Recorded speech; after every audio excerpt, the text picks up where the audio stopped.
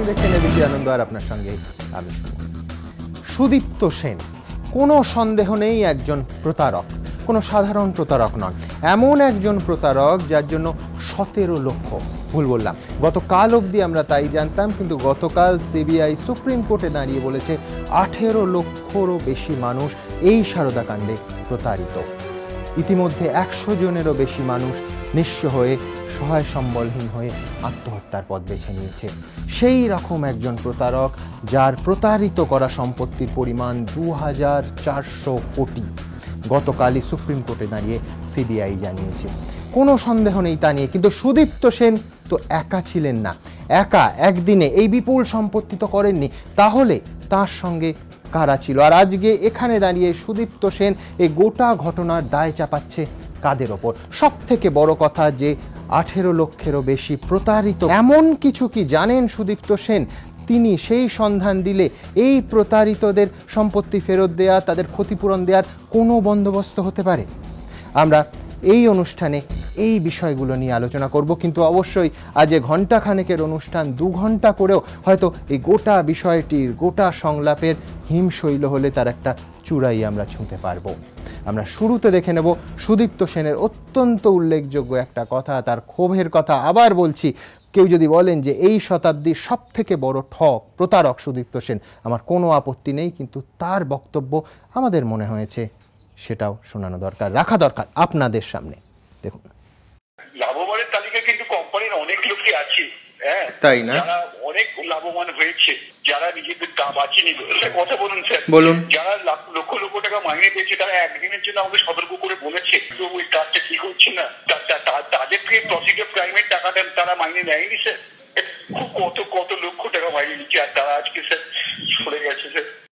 অরুণাভ ঘোষ এবং শিশির বাজুরিয়া আমার প্রথম টেবিলে। অরুণাভদা, প্রথমে আপনার কাছে আসবো। আমি যেটা বলছিলাম যে প্রতারক সন্দেহ নেই, শতাব্দীর সেরা প্রতারকও এখনো অবধি বলা যেতে পারে তাকে, ধোয়া তুলসী পাতা নন। কিন্তু একটা কথা, প্রসেস অফ দ্য ক্রাইমে যারা পার্ট হয়েছে, লক্ষ লক্ষ টাকা বেতন নিয়েছে, সরে গেছে, তাদেরও তো ছাড়া পাওয়া উচিত। এটা তো প্রতারক তাকে তো মানে তুমি যদি একে যাবজ্জীবন দাও, তাদের তো ফাঁসি দেওয়া উচিত। ফর এক্সাম্পল অর্পিতা ঘোষ 60,000 টাকা মাইনে, আমি ও যা বলছে না 85,000 টাকা কি কেন দিয়েছিল? আমি একবার আপনাকে থামাবো, তার কারণ অর্পিতা ঘোষের কথা হলো ইডি আগামী 13ই ফেব্রুয়ারি ফের অর্পিতা ঘোষকে ডেকে পাঠালো এনফোর্সমেন্ট ডিরেক্টরেট। দেখুন, তৃণমূলের সারদা অস্বস্তি আরো বাড়িয়ে দলের বালুরঘাটের সাংসদ অর্পিতা ঘোষকে ফের তলব করল এনফোর্সমেন্ট ডিরেক্টরেট। ইডি সূত্রে খবর, অর্পিতাকে 13ই ফেব্রুয়ারি হাজির হওয়ার নির্দেশ দেওয়া হয়েছে। তৃণমূল সাংসদের অবশ্য দাবি, তিনি এখনো সমন পাননি। সমন পাইনি এখনো অবধি। সমন যদি আমি পেয়ে যাই, আমি 13 তারিখটা কলকাতায় থাকছি না, আমি ইডিকে চিঠি দিয়ে নথিগুলো, মানে ও নথি মানে আমার কাছে অফার লেটার আছে এখন সময়ের, আর ব্যাংক স্টেটমেন্ট আমার নিজের, আমি দিয়ে পাঠিয়ে দেবো, এবং তারপরে যদি না মনে করেন যে যেতে হবে, আমি নিশ্চয়ই যাবো। সারদা গোষ্ঠীর একটি মিডিয়া সংস্থার এক্সিকিউটিভ এডিটর পদে কাজ করতেন অর্পিতা ঘোষ। ইডির দাবি, প্রথমবার যেদিন তাকে জেরা করা হয় সেদিন তার ব্যাংক স্টেটমেন্ট এবং সারদার সঙ্গে চুক্তির কপি সহ বেশ কিছু নথি তাঁর কাছে চাওয়া হয়। ইডির দাবি, কয়েকদিনের মধ্যে দিয়ে দেবেন বললেও এখনও সেই নথি দেননি অর্পিতা, যার জেরে ফের তলব করা হলো তাকে। কোটি কোটি টাকার কেলেঙ্কারিতে ঠিক কী অভিযোগ রয়েছে এই তৃণমূল সাংসদের বিরুদ্ধে? ইডি সূত্রে খবর, প্রতি মাসে 85,000 টাকা বেতন নিতেন অর্পিতা ঘোষ, কিন্তু কেন্দ্রীয় তদন্তকারী সংস্থার দাবি, বেতনের বাইরেও ভাউচার সই করে নগদ টাকা নিতেন তৃণমূল সাংসদ। কেন এই টাকা নিতেন তিনি? সূত্রের খবর জানতে চাইবেন ইডির আধিকারিকরা। এছাড়াও সূত্রের দাবি, সারদার আরও কয়েকজন কর্মীকে জেরা করে বেশ কিছু নতুন তথ্য মিলেছে অর্পিতা ঘোষ সম্পর্কে। সে বিষয়ে প্রশ্ন করা হতে পারে তৃণমূল সাংসদকে। প্রকাশ সিনহা, এবিপি আনন্দ, কলকাতা। অরুণাভদা, আপনি বলছিলেন যে যারা সঙ্গে ছিল তাদেরও তদন্তের আওতায় নিয়ে আসা। নিশ্চয়ই। তোমার যদি 5টা ধরো মাসে 10,000 টাকা রোজগার হয়, তো তোমার যদি অ্যাসেট হয় 50,000 টাকা, 40,000 পেলে কোথা থেকে ভাই? ধরবে না? আর যদি দেখে সারদা থেকে এসেছে, তো মাতং সিংকে যদি ধরে ভাই, মাতং সিং এর কি 20-25 না 30 কোটি টাকার জন্য তার 100 কোটি টাকার প্রপার্টি আজ অ্যাটাচ করেছে, তোমাদের চ্যানেলেই দেখছিলাম, প্রপার্টি অ্যাটাচ করেছে। তাহলে ওরটা হবে না কেন? ও এমপি বলে, আর এমপি হলে তো এখন তো আরো প্রিভেনশন অফ করাপশন একটা দেখতে হবে, এমপি হওয়ার পর 5 টাকা নিয়েছে কিনা। এমপি হবার পরও যদি টাকা নেয়, 2014 হয়েছে, সেটা তো সম্ভাবনা নেই, তখন অলরেডি ধরা পড়েছে। কিন্তু তার আগে আমার তো ইউ আর পাবলিক। ওনার কথা উল্টো, কয়েনের উল্টো পিঠটা যদি আমরা দেখি যে কারা কারা সারদায় চাকরি পেলেন, তাহলে কি আমরা ধরে নিতে পারি যে সারদার যারা বেনিফিশিয়ারি, যারা লাভবান হয়েছেন, সুদীপ্ত সেনের ভাষাতেই বলছি, কোট আনকোট লাভবান হয়েছেন, তারা শাসক দল বা প্রভাবশালী, সেই জন্য তারা বিপুল বেতন পেয়েছে? অবভিয়াসলি। তুমি এদের সুদীপ্ত সেন কেন রেখেছিল ভাই? এই যে রজত মজুমদার, ভাই পুলিশটা আপনি সামলাবেন, একে রাখলো অর্পিতা হলো মমতা ব্যানার্জি লোক, আপনি মমতাকে সামলাবেন, কি দিয়ে সামলাবেন সেটা ওর ব্যাপার, ওদের ব্যাপার। কিন্তু সামলাবার জন্যই এগুলো দেওয়া হয়েছে। মিঠুন চক্রবর্তী থেকে আরম্ভ করে শতাব্দী রায়, সবাইকে সামলাবার জন্য দিয়েছে। কই অন্য দলের লোক তো পায়নি। কই ভাই অরুণাভ ঘোষকে তো এসে বলেনি ভাই আপনাকে বসে বসে মাসে 5 লাখ টাকা করে দেবো, দেয়নি তো। এবং কুণাল ঘোষ রাজ্যসভায় গেছেন কিন্তু সারদা কর্মী হওয়ার পর, এবং কুণালও তো ম্যানেজ করেছিল।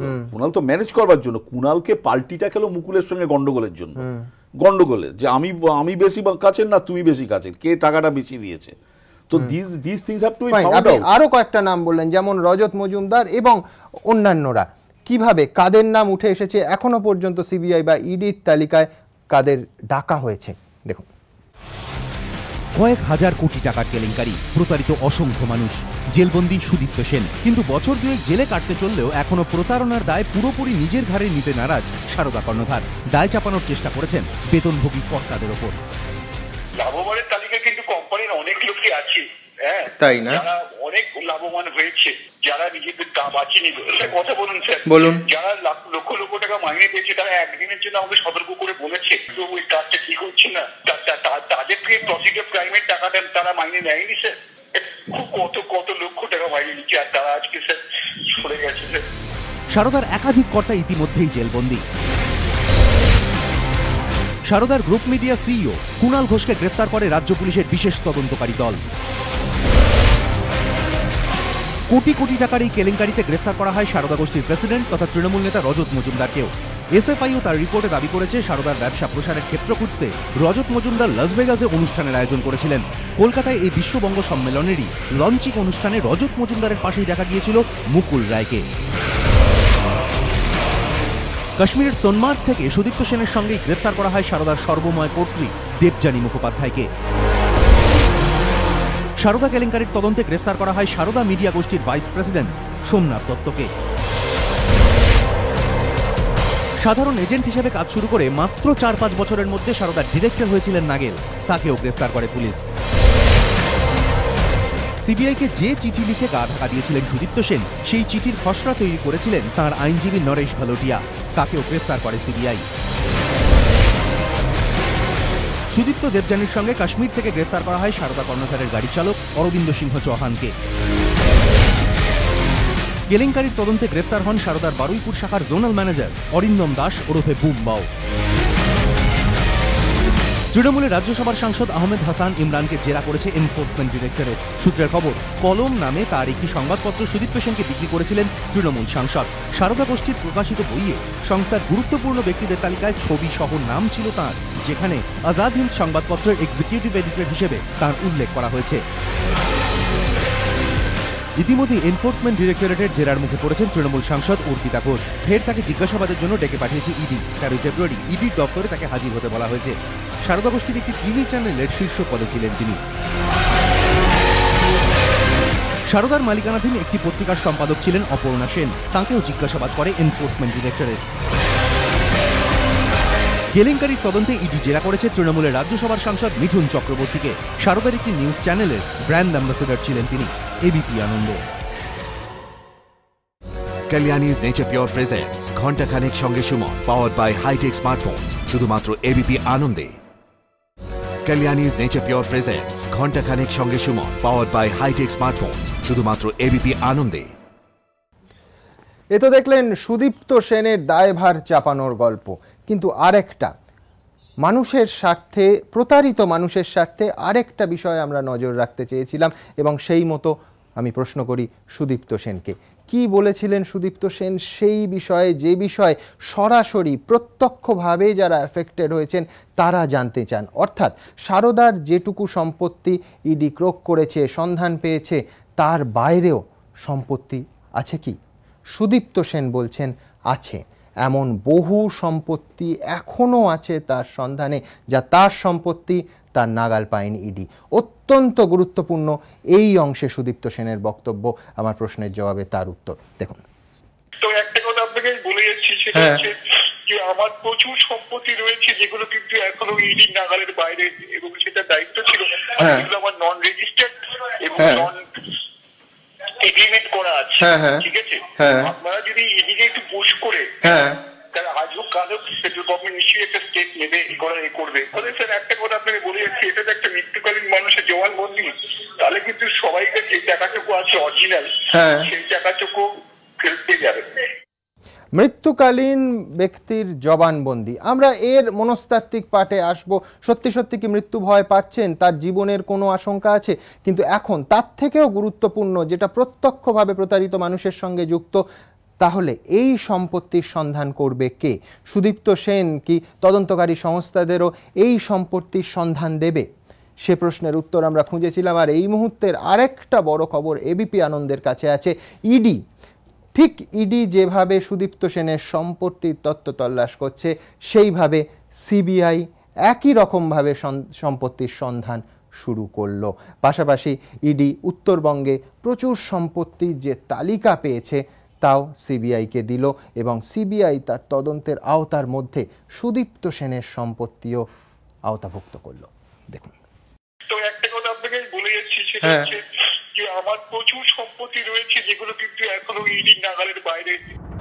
সারদা কর্ণধারের গলায় যখন এই সুর, ঠিক তখনই এনফোর্সমেন্ট ডিরেক্টরেটের পর এবার সারদার সম্পত্তি নিয়ে তদন্তে নামল সিবিআইও।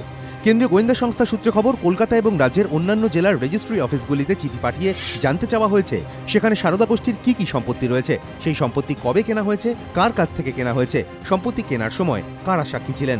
সূত্রের দাবি, এই সম্পত্তিগুলি কেনার ক্ষেত্রে কোন কোন প্রভাবশালীর ভূমিকা রয়েছে তা খতিয়ে দেখতে চাইছেন কেন্দ্রীয় গোয়েন্দারা।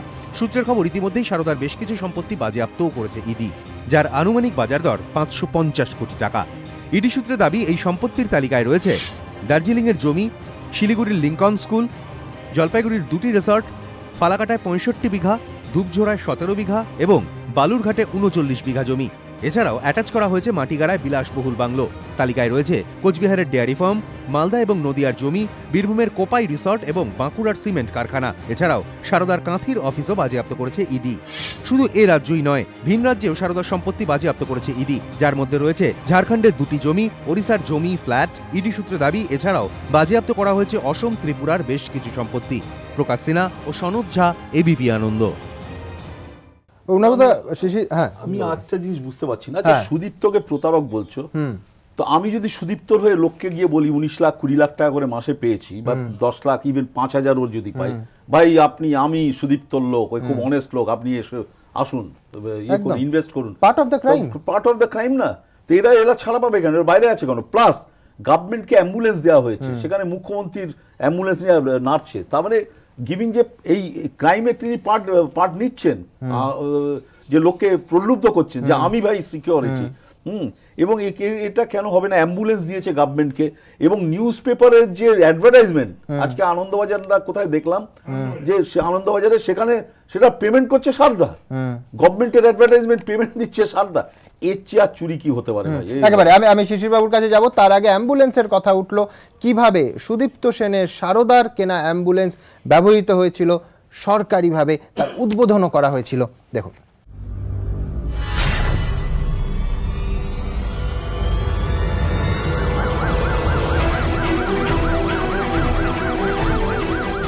দু 2011 সালের জুলাই মাসে জঙ্গলমহলের জন্য শতাধিক অ্যাম্বুলেন্স রাজ্য সরকারকে উৎসর্গ করেছিল সারদা গোষ্ঠী। উদ্বোধন করেছিলেন খোদ মুখ্যমন্ত্রী।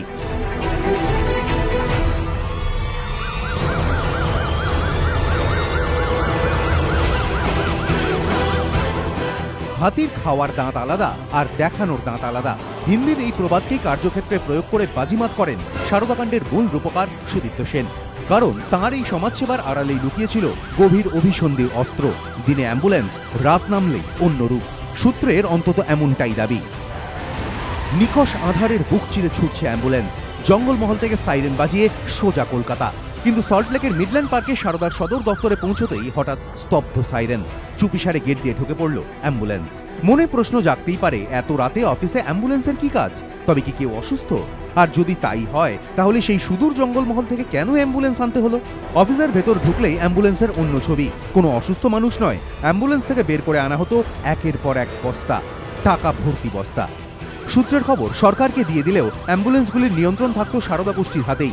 দিনে কখনো কখনো রোগী বহনের কাজ করলেও রাত নামলে টাকা পাচারই ছিল অ্যাম্বুলেন্সগুলির একমাত্র কাজ। কারণ সুদীপ্ত সেন জানতেন অ্যাম্বুলেন্সে করে টাকা পাচার করলে কেউ সন্দেহ করবে না, তাই জঙ্গলমহল থেকে টাকা তুলে সোজা সল্টলেকে সারদার সদর দপ্তরে টাকা আনা হতো অ্যাম্বুলেন্সে করে।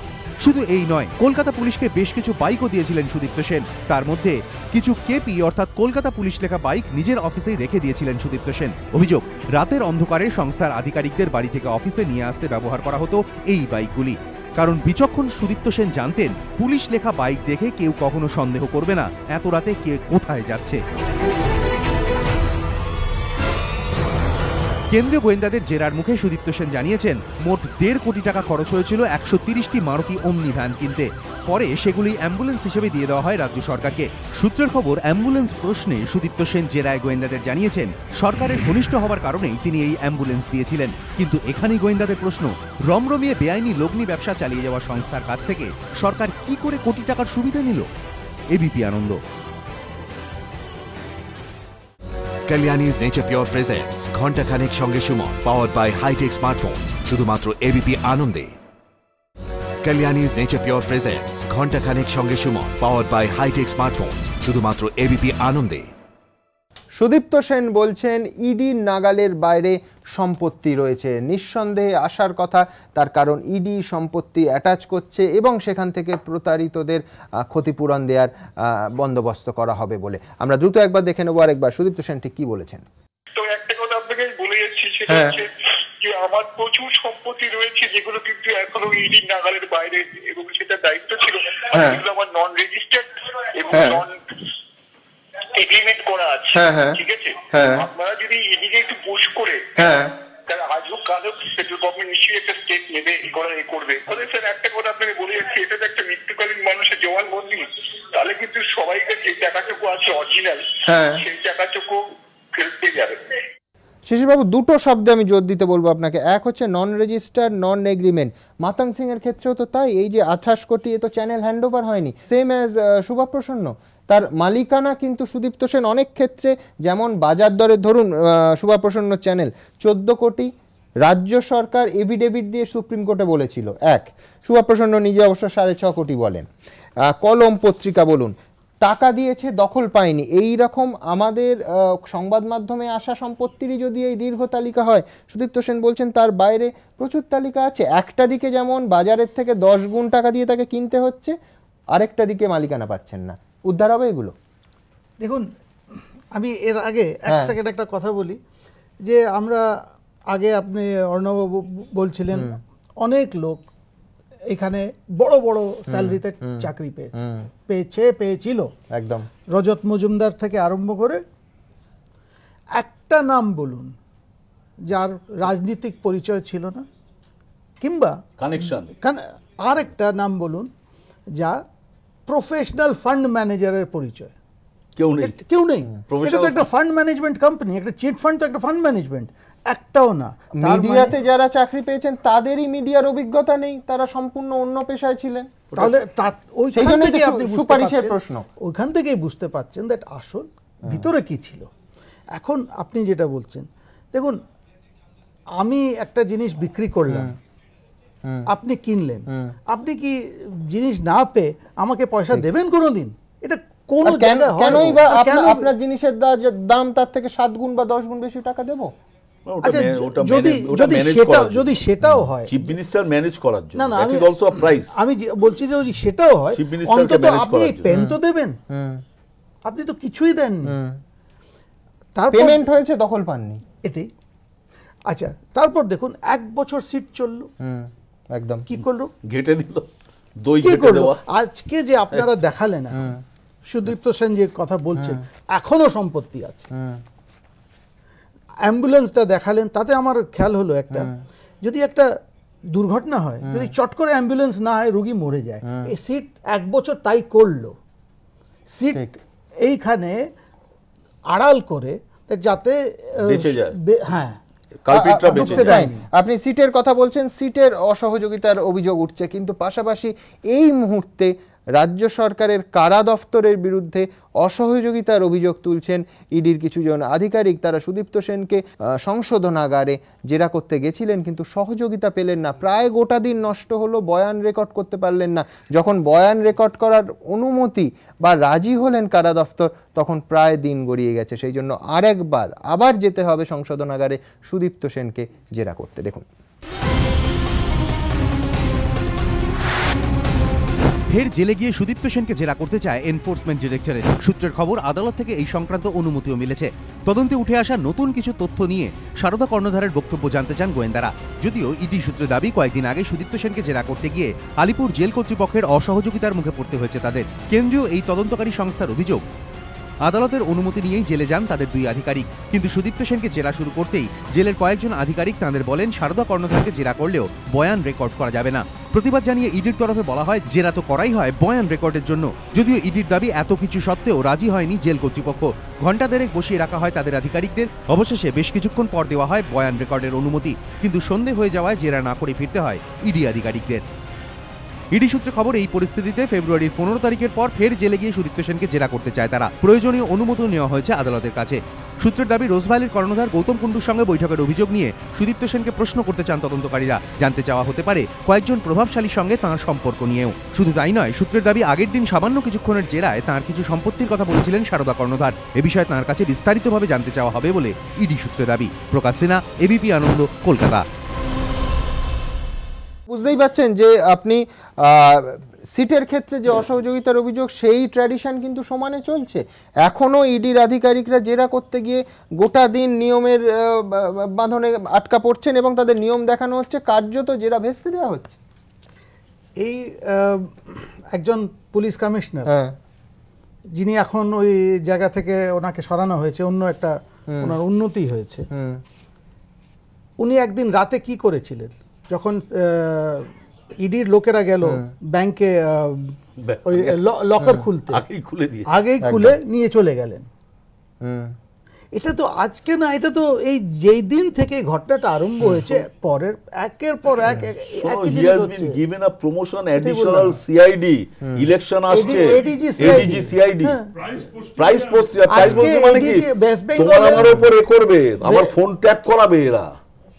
এডিজি সিআইডি আমরা নেই নাকি ফোনটা? না না, ফোনটা আমার তো আছে। আমি দেখছিলাম আপনি মন দিয়ে সারদার একটা, দেখুন আমি একটু যদি দেখাই দর্শকদের, আজকে এই যে দেখুন, যেই তৃণমূল সরকার এলো, কি লাফ মেরে গেল ডিপোজিট, সারদা ডিপোজিট, তারপর আবার পড়তে আরম্ভ করলো একেবারে। এটা দেখাচ্ছে। আমি এখানে একটু বলছি একটা, এই যে সারদার ডিপোজিট যত বাড়লো, রাজ্যের স্মল সেভিংস এ আয় তত কমলো, একদম একেবারে একই সঙ্গে।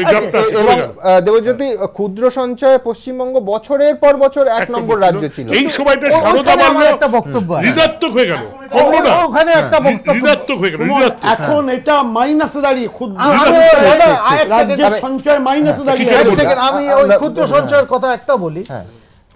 বামফ্রন্ট বছরের পর বছর বলতো সারা ভারতবর্ষে আমাদের 1 নম্বর, কিন্তু তখন কারোর মাথায় আসেনি কিছু একটা স্টেপ নেবে। এই রাজ্য যেখানে ক্ষুদ্র সঞ্চয় অত বড় লেভেলে হচ্ছে, তো রাজ্য সরকারে তো কিছু দায়বদ্ধতা আছে। ফাইন, আমরা দ্রুত আরেকবার দেখব যে এই যে সম্পত্তি ইডি নাগালের বাইরে, সুদীপ্ত সেন তা নিয়ে কি বলেছেন। দ্রুত। তো একটা কথা আপনাকে বলে যাচ্ছি, সেটা হচ্ছে যে আমার প্রচুর সম্পত্তি রয়েছে যেগুলো কিন্তু এখনো ইডি নাগালের বাইরে, এবং সেটা দায়িত্ব ছিল আমার নন রেজিস্টার্ড এবং নন এগ্রিমেন্ট করা আছে, ঠিক আছে। আপনারা যদি ইডিকে একটু পুশ করে, তাহলে আজও কালও সেন্ট্রাল গভর্নমেন্ট নিশ্চয়ই একটা স্টেপ নেবে, এ করবে। তাহলে স্যার একটা কথা আপনাকে বলে যাচ্ছি, এটা তো একটা মৃত্যুকালীন মানুষের জবানবন্দি, তাহলে কিন্তু সবাইকে যে টাকাটুকু আছে অরিজিনাল, সেই টাকাটুকু ফেরত পেয়ে যাবে। প্রতারিতরা কি করে ক্ষতিপূরণ বা সম্পত্তি বা যে টাকা আমানত করেছিলেন তা ফেরত পেতে পারেন? ইডি যে সম্পত্তির তালিকাভুক্ত করছে, অ্যাটাচ করছে, কি সেই প্রক্রিয়া? আমরা কথা বলেছিলাম বিশেষজ্ঞদের সঙ্গে, দেখুন। তদন্ত চলছে অভিযোগ পাল্টা অভিযোগের পালাও। কিন্তু প্রশ্ন একটাই, কবে টাকা ফেরত পাবেন সারদায় প্রতারিত লক্ষ লক্ষ আমানতকারী? এবিপি আনন্দকে দেওয়া এক্সক্লুসিভ সাক্ষাৎকারে সারদা কর্ণধারের দাবি, তার বহু সম্পত্তি এখনো এনফোর্সমেন্ট ডিরেক্টরেটের নাগালের বাইরে। তার ইঙ্গিত, ইডি চেষ্টা করলে টাকা ফেরতের ব্যবস্থা করতে পারে কেন্দ্রীয় সরকার। তো একটা কথা আপনাকে বলে যাচ্ছি, সেটা হচ্ছে যে আমার প্রচুর সম্পত্তি রয়েছে যেগুলো কিন্তু এখনো ইডি নাগালের বাইরে, এবং সেটা দায়িত্ব ছিল আমার নন রেজিস্টার্ড এবং নন এগ্রিমেন্ট করা আছে। ঠিক আছে, আপনারা যদি ইডিকে একটু পুশ করে তাহলে আজও কাজও সেন্ট্রাল গভর্নমেন্ট নিশ্চয়ই একটা স্টেপ নেবে, এ করবে। তাহলে স্যার একটা কথা আপনাকে বলে যাচ্ছি, এটা তো একটা মৃত্যুকালীন মানুষের জবানবন্দি। তাহলে কিন্তু সবাইকে যে টাকাটুকু আছে অরিজিনাল, সেই টাকাটুকু ফেরত পেয়ে যাবে। দেশ জুড়ে সারদার সম্পত্তি বাজেয়াপ্ত করার কাজ ইতিমধ্যেই শুরু করেছে ইডি। কিন্তু ইডি কি পারে আমানতকারীদের টাকা ফেরত দিতে? কি বলছেন আইনজীবীরা? ইডির এমন কোনো অধিকার প্রিভেনশন অফ মানি লন্ডারিং অ্যাক্টে নেই। ইডির কাজ হচ্ছে খুঁজে বার করা যেসব অর্থ যা অবৈধ উপায়ে সংগ্রহ করা হয়েছে এবং সেই অর্থের ভিত্তিতে সেই টাকা পয়সার যেসব সম্পত্তি কেনা হয়েছে সেগুলোকে খুঁজে বার করা এবং খুঁজে বার করে সেগুলো সিজ করা। তারা প্রপার্টিতে অ্যাটাচ করবে, প্রপার্টি অ্যাটাচ করার পরে আসবে আর একটা ধাপ, তারা প্রপার্টিটা সিজ করবে, সিজ করবার পরে কনফিসকেশন হবে, আর কনফিসকেশন হলে কিন্তু প্রপার্টি চলে যাবে সেন্ট্রাল গভর্নমেন্টের কাছে, যেটাকে আইনি পরিভাষায় বলে ভেস্ট করে যাওয়া। আইনজীবীদের দাবি, ইডি সম্পত্তির দখল নেওয়ার পর তার মালিক হয়ে যায় কেন্দ্র। তখন সেই সম্পত্তি বিক্রির টাকা আমানতকারীদের মধ্যে বিলি করে দিতে পারে কেন্দ্রীয় সরকার। চূড়ান্তভাবে যখন নির্ধারিত হয়ে যাবে যে এই সম্পত্তি পুরোটাই এই বেআইনি অর্থ থেকে তৈরি করা হয়েছিল, সেই সম্পত্তির তখন মালিকানা সরকারের, তখন সরকারের দায়িত্ব হচ্ছে সেই সম্পত্তিকে বিক্রি করে আমানতকারীদের ফেরত দেওয়া। ইডি শুধু কোথায় কোথায় সম্পত্তি গেছে সেটা দেখে তারা সম্পত্তিটাকে ভেস্ট করতে সরকারকে সাহায্য করবে, বাকি দায়িত্বটা সরকার নেবেন। সরকার কি করে আমানতকারীদের ঘরে ঘরে সম্পত্তি ফিরিয়ে দেওয়া যায় সেটা সরকার দেখবেন। আইনের মারপ্যাচ পেরিয়ে কবে টাকা পৌঁছয় আমানতকারীদের কাছে সেটাই দেখার। Souvik Majumdar, ABP Ananda, Kolkata. Kalyani's Nature Pure presents ঘণ্টাখানেক সঙ্গে Suman, powered by high-tech smartphones, শুধুমাত্র এবিপি আনন্দে। Kalyani's Nature Pure presents ঘণ্টাখানেক সঙ্গে Suman, powered by high-tech smartphones, শুধুমাত্র এবিপি আনন্দে। আমার পরের টেবিলে রয়েছেন আনন্দমোহন মুখোপাধ্যায় এবং অশোক ঘোষ। ওদের কাছে আসবো, কিন্তু অশোকদা আপনি দেরিতে এসেছেন। খুব পাশাপাশি আপনার দুটো অংশ আমি দেখাবো। সুদীপ্ত সেনের একটি আমরা খানিকক্ষণ আগে দেখিয়েছি, আরেকটি দেখাইনি, কিন্তু কোথাও একটা দুটো লিঙ্কড। প্রথমে দেখাবো সুদীপ্ত সেন, যেখানে বলছেন যে লক্ষ লক্ষ টাকা বেতন পেয়েছেন, কিন্তু এখন তারা আওতার বাইরে, আইনের আওতার বাইরে হয়তো। দেখুন, লাভবানের তালিকা কিন্তু কোম্পানির অনেক লোকই আছে, হ্যাঁ তাই না, যারা অনেক লাভবান হয়েছে, যারা নিজেদের বাঁচিয়ে নিল। কথা বলুন স্যার, বলুন। যারা লক্ষ লক্ষ টাকা মাইনে পেয়েছে তারা একদিনের জন্য আমাকে সতর্ক করে বলেছে তো ওই কাজটা ঠিক হচ্ছে না, তাদেরকে প্রসিকিউটর ক্রাইমের টাকাটা তারা মাইনে নেয়নি স্যার। কত কত লক্ষ টাকা মাইনে নিচ্ছে, আর তারা আজকে স্যার সরে গেছে স্যার। এই সংলাপের আরেকটা অংশ আপনাদের সামনে এবার রাখবো। অত্যন্ত গুরুত্বপূর্ণ একটি বাক্য এখানে বলেছেন সুদীপ্ত সেন, লুটপাটের দল যেন না খায়। অনেকে বলতেই পারেন যে তাহলে এই ধরনের অভিজ্ঞতা কি সুদীপ্ত সেনের বারবার হয়েছে, যে এত বড় প্রতারক লুটেরা, তাকে যারা লুট করে তারাই বা কম লুটেরা বা কম বড় প্রতারক কোথায়? দেখুন প্রথমে সুদীপ্ত সেনের বক্তব্য। দেখবেন স্যার, তারা একটা বিশেষ ভূমিকা পালন করছে। সারদার সমস্ত সম্পত্তি, বিশেষ করে যে সমস্ত এগ্রিমেন্ট আছে যেগুলো রেজিস্ট্রি হয়নি, সেগুলো যেন মানে লুটপাটের দল যেন না খায়, এটাই স্যার আমার বক্তব্য স্যার। আপনারা স্যার সেটা অন্তত মানুষ সচেতন হবে তো জানে, হ্যাঁ যে এগ্রিমেন্ট করেছি সেটা আমার কাছ থেকে অধিকাংশ সময় 99.99% আমি চেকে পেমেন্ট করেছি। এখন এত চেক ঘেটে বার করা তো মুশকিল ব্যাপার। জানেন স্যার, আমি 17 মাস ধরে কমিশনে গেছি বারবার করে। আমি 30 জানুয়ারি 2014 সালে কমিশনে একটা দরখাস্ত করেছিলাম। আমি 2013 14 জুন আমি হাইকোর্ট থেকে একটা অর্ডার নিয়ে এসেছিলাম ডক্টর এন চক্রবর্তী এবং অসীম ব্যানার্জি জাস্টিসের কাছ থেকে, ভারতের সমস্ত সম্পত্তি বিক্রি করে কমিশনকে দায়িত্ব দেওয়া হোক। অবশ্যই সেটা আইন অনুযায়ী সেটা বাধা দিয়েছে। অশোকদা, বাংলা একটা প্রবাদ আছে, চোরের ওপর বাটপাড়ি। মানে আমি শুরু করলাম যে শতাব্দীর সব থেকে বড় লুটেরা যদি সুদীপ্ত সেন কেউ বলেন আমার কোনো আপত্তি নেই, তাকে যারা লুট করেছেন, একটা বাক্য লক্ষ্য করুন, লুটপাটের দল যেন না খায়। এই যে মাতঙ্গ সিং গ্রেফতার হয়েছেন, কিংবা বিপুল টাকা যে মন্ত্রীর কারখানা বাজার দরে 10 গুণ টাকা সুদীপ্ত সেন কিনেছেন, কুণাল ঘোষের বেতন, মন্ত্রীর ছেলের বিয়েতে যদি অভিযোগ সত্যি হয় কোটি কোটি টাকা ওড়ানো। আমি বলছি যে লুটেরাকে যারা লুট করছে তারাও তো কম বড় লুটেরা নয়। মানে ব্যাপারটা শুধু কম বড় লুটেরা বললে ভুল হবে, অপরাধ তাদের অনেক বেশি। এই কারণে বেশি যে তারা রাজনীতিটা করেননি, রাজনীতিটা বাদ দিয়ে তোলাবাজি এবং সরকার প্রশাসনের সাহায্য নিয়ে তোলাবাজি যাতে আরও বেশি করে হয় সেইটি চেষ্টা করেছেন। ব্যক্তিগত সম্পদ সৃষ্টি করেছেন, ব্যক্তিগত ভোগ বিলাস করেছেন, গোটা পরিবারের পেছনে সেই টাকা ব্যয় করেছেন এবং অন্যায়ভাবে বারবার যে প্রশ্নটা উঠে আসছে যে মানে বহু আপদ এবং বিপদ বিভিন্ন কোম্পানির ঘাড়ে চাপিয়ে দেওয়া হয়েছিল বিভিন্নভাবে। মানে মানি লন্ডারিং, ইডি এবং সিবিআইয়ের ফারাক তো এইখানটায়। ইডি একেবারে আর্থিক তছনছ হয়েছে, তহবিল তছরূপ হয়েছে। একজন কোনো দিন একটা কোম্পানিতে চাকরি করেছেন, সে টিভি কোম্পানি হোক অন্য কোথাও হোক, একটা দিনের জন্য হাজিরা দেননি, মাসে 60,000 70,000 1 লাখ টাকা মাইনে পেয়েছেন, একটা দিনের জন্য হাজিরা দেননি। আমি মনে করি যে এটা শুধু নয়, তার সঙ্গে যে চিত্র তারকারা, প্রাক্তন বা বর্তমান চিত্র তারকারা, কোনো পত্রিকার সম্পাদিকা, কোনো একটা ব্র্যান্ড অ্যাম্বাসেডার, কোনো একটা প্রতিষ্ঠানের ব্র্যান্ড অ্যাম্বাসেডার হয়েছেন, তারাও কিন্তু কম দায়ী নন। কারণ তারাও এই টাকা যা পেয়েছেন, লক্ষ টাকা, 20 লক্ষ টাকা মাসে তারা পেয়েছেন। একটা অভাবিত ব্যাপার যে দেশে এই ভয়াবহ দারিদ্র, এত গরিব মানুষ 10 টাকা 20 টাকা 100 টাকা করে জমা রেখেছেন, সেই টাকা থেকে 20 লক্ষ টাকা একজন মানুষ বেতন পাচ্ছে। অশোকদা, বহু ক্ষেত্রে অভিজ্ঞতা ছাড়া তার প্রথম চাকরি তার মাইনে 1 লক্ষ টাকার কাছাকাছি। এইটাই তো বলছি, ভারতে কোনোদিন হয়েছে কোথাও হয়নি। মার্কিন যুক্তরাষ্ট্রে ডলারের হিসেবে হয়নি। Kalyani's Nature Pure presents ঘন্টা খানেক সঙ্গে Suman, powered by high-tech smartphones, শুধুমাত্র ABP আনন্দে। Kalyani's Nature Pure presents ঘন্টা খানেক সঙ্গে Suman, powered by high-tech smartphones, শুধুমাত্র ABP আনন্দে। এমনকি আমি তোমার ক্ষেত্রে যদি বলি, তুমি আজকে প্রতিষ্ঠিত সাংবাদিক, আজকালে যখন শুরু করেছিলে, কি বেতনে কোথায় শুরু করেছিলে, কিভাবে, কিন্তু তোমাদের সবাইকে ছাড়িয়ে চলে গেল। যে বেতন সংবাদ মাধ্যমের বিভিন্ন পদে যারা ছিলেন তারা পেয়েছেন, অন্তত যারা এই মুহূর্তে জেলের ভেতরে বা বাইরে আছেন, মানে আমি বলছি কোন সাংবাদিক গোটা ভারতবর্ষে পান না, মার্কিন যুক্তরাষ্ট্রেও ওয়াশিংটন টাইমসেও কেউ পেয়েছেন কিনা আমার জানা হয়েছে। ডলারে আমার মনে হয় রজত মজুমদার যে টাকা পেয়েছেন সারদা থেকে, সারা জীবনে চাকরি করে তত টাকা পাননি।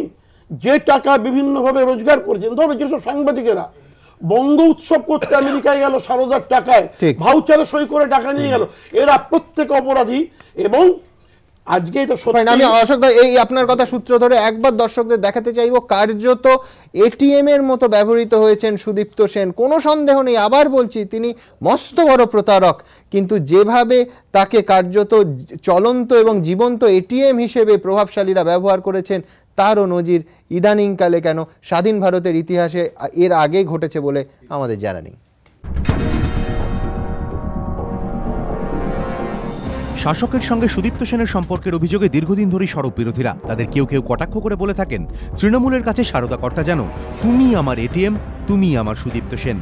শাসক দলের একাধিক নেতা সাংসদ যেমন মোটা বেতনে সারদা গোষ্ঠীতে কর্মরত ছিলেন, তেমনি শাসক দলের মন্ত্রী, শাসক ঘনিষ্ঠ শিল্পীরাও তাদের সম্পত্তি বাজার দরের চেয়ে বেশি দামে সুদীপ্ত সেনকে বিক্রি করেছেন বলে অভিযোগ উঠেছে। বিরোধীদের দাবি, 1 টাকার জিনিস 100 টাকায় বিক্রি করে কিংবা নানাভাবে চাপ দিয়ে চুক্তির আড়ালে টাকা লুট হয়েছে। এই প্রসঙ্গে উঠে এসেছে সারদা কাণ্ডে শাসক দলের নেতা সাংসদের বিরুদ্ধে ওঠা অভিযোগের কথা। বাঁকুড়ার বড়জোড়ায় লোকসানে চলা সিমেন্ট কারখানা বাজার দরের থেকে অনেক বেশি দামে সুদীপ্ত সেনকে বিক্রির অভিযোগ বস্ত্রমন্ত্রীর বিরুদ্ধে।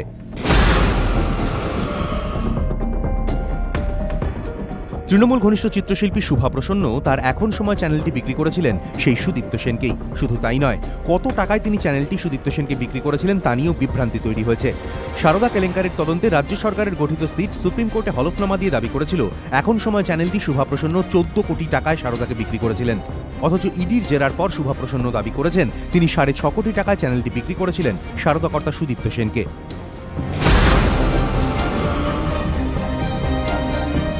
ইডি সূত্রে দাবি 2011 সালের শেষ দিকে 16 লক্ষ টাকার একটি লোকসানে চলা সংস্থা 15 কোটি টাকায় সুদীপ্ত সেনকে বিক্রি করেন তৃণমূলের রাজ্যসভার এক সাংসদ, যদিও এ ব্যাপারে ওই সাংসদের কোনো প্রতিক্রিয়া এখনো মেলেনি। বিরোধীদের দাবি শাসক দলের যার যা অচল আধুলি ছিল তিনি তা সুদীপ্ত সেনকে বিক্রি করে মোটা টাকা হাতিয়ে নিয়েছেন, আর শাসককে খুশি রাখতে সুদীপ্তও তা কিনে নিয়েছেন। বিরোধীদের আরও দাবি এসব আড়াল করতেই বারবার সিবিআই তদন্তের অভিমুখ নিয়ে প্রশ্ন তুলছেন মমতা বন্দ্যোপাধ্যায়। যারা মানুষকে প্রতারিত করলো, যে সারদা গ্রুপ আর আদার গ্রুপ চিটফান্ডে মানুষকে প্রতারিত করলো, মানুষ টাকা পাচ্ছে না, আর সারদা থেকে কে প্রতারিত করেছে সেইটা এখন কেস চলছে। বুঝুন, মানে চোরের হয়ে দালালি হচ্ছে। যদিও মমতা বন্দ্যোপাধ্যায়ের আপত্তির কারণটা কখনোই বুঝে উঠতে পারেননি বিরোধীরা। তাদের দাবি সারদা যেমন সাধারণ মানুষের কাছ থেকে টাকা তুলেছে, তেমনি সেই টাকার বড় অংশ প্রভাবশালীদের কাছে গিয়েছে। তাই সুদীপ্ত সেন যেমন প্রতারক, তেমনি সাধারণ মানুষের টাকা যে প্রভাবশালীরা খেয়ে বসে আছেন তারাও প্রতারক। তাই এই প্রতারকদের খুঁজছে সিবিআই। না হলে সারদার টাকা কোথায় গেল তা বের হবে কি করে? হাজার হাজার আমানতকারী জানবেন কি করে তাদের কষ্টের টাকা কে খেলো? একা সুদীপ্ত সেন নাকি আরো অনেক রাঘব বোয়াল? এবিপি আনন্দ। একটা কথা শুধু বলি, মমতার এই যে বিবৃতি আমরা দেখলাম এই প্রসঙ্গে, এটা খুব পরিষ্কার যে এই রকম পঞ্জি স্কিম বা ফাইন্যান্সিয়াল সেক্টর কখনো বিকশিত হতে পারে না শাসক দলের প্রত্যক্ষ সাহায্য ছাড়া। একেবারে খুব পরিষ্কার বলছি, গোটা ব্যাপারটা সঙ্গে মমতা বন্দ্যোপাধ্যায় যুক্ত, প্রত্যক্ষ বা অপ্রত্যক্ষভাবে যুক্ত।